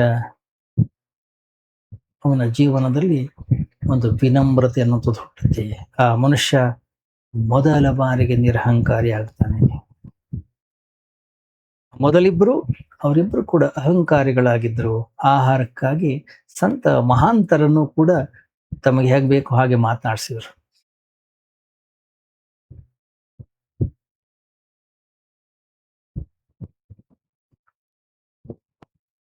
ಆದ್ರೆ ಮೂರನೇ ವ್ಯಕ್ತಿ ಅತ್ಯಂತ ಸರಳ, ಸತ್ಯವಂತ. ಆಸೆಯನ್ನ, ಕಾಮನೆಯನ್ನ ಒಪ್ಪಿಕೊಂಡ್ರೆ ಮುಕ್ತಿ ಸಿಗಬಹುದು. ಕಾಮನೆಯ ಒಂದು ಲಕ್ಷಣ ಇದೆ. ಏನದು? ಅದರ ಬೇಡಿಕೆ ವರ್ತಮಾನವಾಗಿರುತ್ತದೆ. ಹಸಿವಾದಾಗ ನೀವು ತತ್ಕ್ಷಣನೇ ಊಟ ಮಾಡ್ಲಿಕ್ಕೆ ಬಯಸ್ತೀರಿ. ಹಸಿವಾದಾಗ ಅದು ಭವಿಷ್ಯತ್ತಿನಲ್ಲಿದೆ. ಆಹಾರವನ್ನು ಈಗಲೇ ಕೇಳ್ತದದು. ಬಾಯಾರಿಕೆಯಾದಾಗ ಈಗ ನೀರು ಬೇಕು ನನಗೆ, ನಾಳೆ ಅಲ್ಲ. ಎಲ್ಲ ಆಸೆಗಳ ಜೀವನ ವರ್ತಮಾನದಲ್ಲಿ, ಆದರೆ ಮನಸ್ಸಿನ ಜೀವನ ಭೂತ ಮತ್ತು ಭವಿಷ್ಯತ್ತಿನಲ್ಲಿ. ಅದರಿಂದ ಕಾಮ ಸತ್ಯಕ್ಕೆ ಅತ್ಯಂತ ಹತ್ತಿರ. ನಮ್ಮ ಮನಸ್ಸಿಗಿಂತ ನಮ್ಮ ಶರೀರ ಸತ್ಯಕ್ಕೆ ಹತ್ತಿರದಲ್ಲಿದೆ. ಮನಸ್ಸು ಬಹಳ ದೂರದಲ್ಲಿದೆ. ಅದರಿಂದ ಮನಸ್ಸನ್ನ ಹೊರಗಿಡಿ. ಆದ್ರೆ ಜಗತ್ತಿನಲ್ಲಿ ಉಲ್ಟಾ ನಡೀತಾ ಇದೆ. ಜನರು ಶರೀರದ ಆಸೆಗಳನ್ನ ಚೂಟಿ ಹಾಕ್ತಾರೆ, ಮನಸ್ಸಿನ ಕಾಮನೆಗಳನ್ನ ಜೀವಂತಗೊಳಿಸ್ತಾರೆ.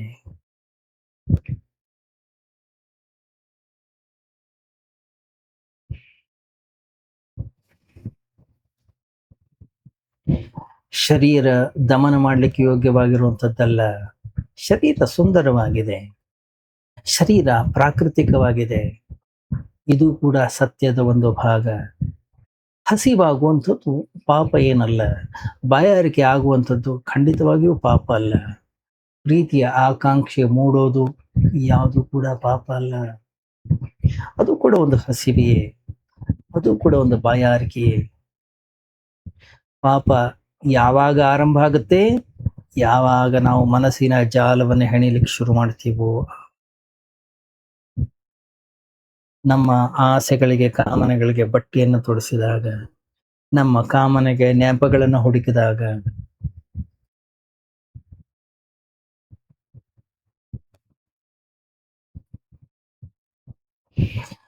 ಚಿಂತನೆಯನ್ನು ಮಾಡ್ಬೇಕು ನಾವು. ಆಗ ಮಾತ್ರ ಈ ಸಂಸಾರದಿಂದ ಹೊರಗಡೆಗೆ ಬರ್ಲಿಕ್ಕೆ ಸಾಧ್ಯ. ಮುಂದುವರಿಯುತ್ತೆ ನಾಳೆ ಚಿಂತನೆ. ಓಂ ಸರ್ವೇ ಭವಂತು ಸುಖಿನಃ, ಸರ್ವೇ ಸಂತು ನಿರಾಮಯಾಃ, ಸರ್ವೇ ಭದ್ರಾಣಿ ಪಶ್ಯಂತು ಮಾ ಕಶ್ಚಿತ್ ದುಃಖ ಭವೇತ್. असतो मा सद्गमय तमसो मा ज्योतिर्गमय। ओम शांति शांति शांति। हरि ओम। श्री गुरुभ्यो नमः। हरि ओम।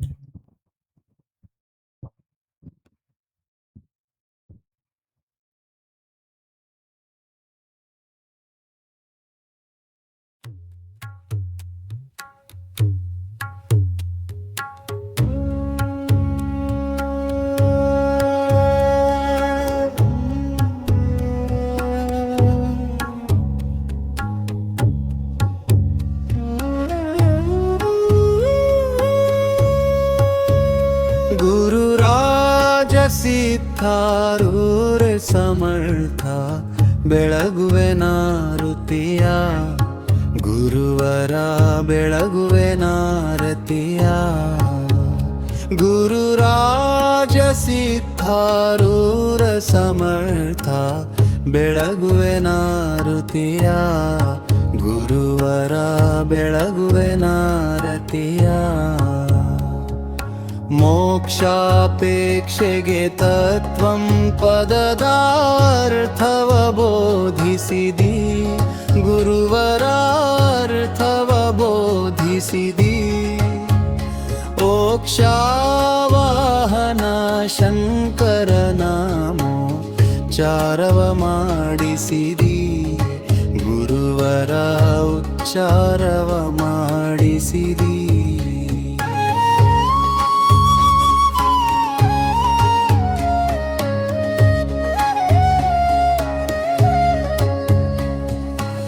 ಶ್ಯಾಮಧಾಮ ಶ್ರೀರಾಮ ಭಿನ್ನ ಶಂಕರ ನೀನಿರುವಿ ಗುರುವರ ಶಂಕರ ನೀನಿರುವಿ ಕಾಮ ಕ್ರೋಧವ ನಾಶಿಸಿ ಜಗದೊಳು ಶಾಂತಿಯ ಬೀರಿದಿ ಗುರುವರ ಶಾಂತಿಯ ಬೀರಿದಿ ಚರಣ ಭಜಕರ ದುರಿತದುಂದವ ತ್ವರಿತದಿ ನಾಶಿಸಿದಿ ಗುರುವರ ತ್ವರಿತದಿ ನಾಶಿಸಿದಿ ವರಭೃಲತಾಪುರ ದೈವದಿಂದಲಿ ನಿರುತದಿ ವಾಸಿಸಿದಿ ಗುರುವರ ನಿರುತದಿ ವಾಸಿಸಿದಿ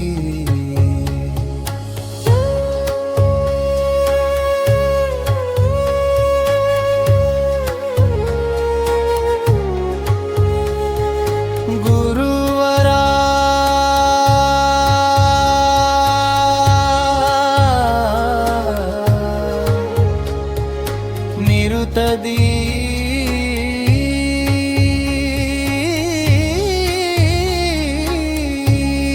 ವಾಸಿಸಿದಿ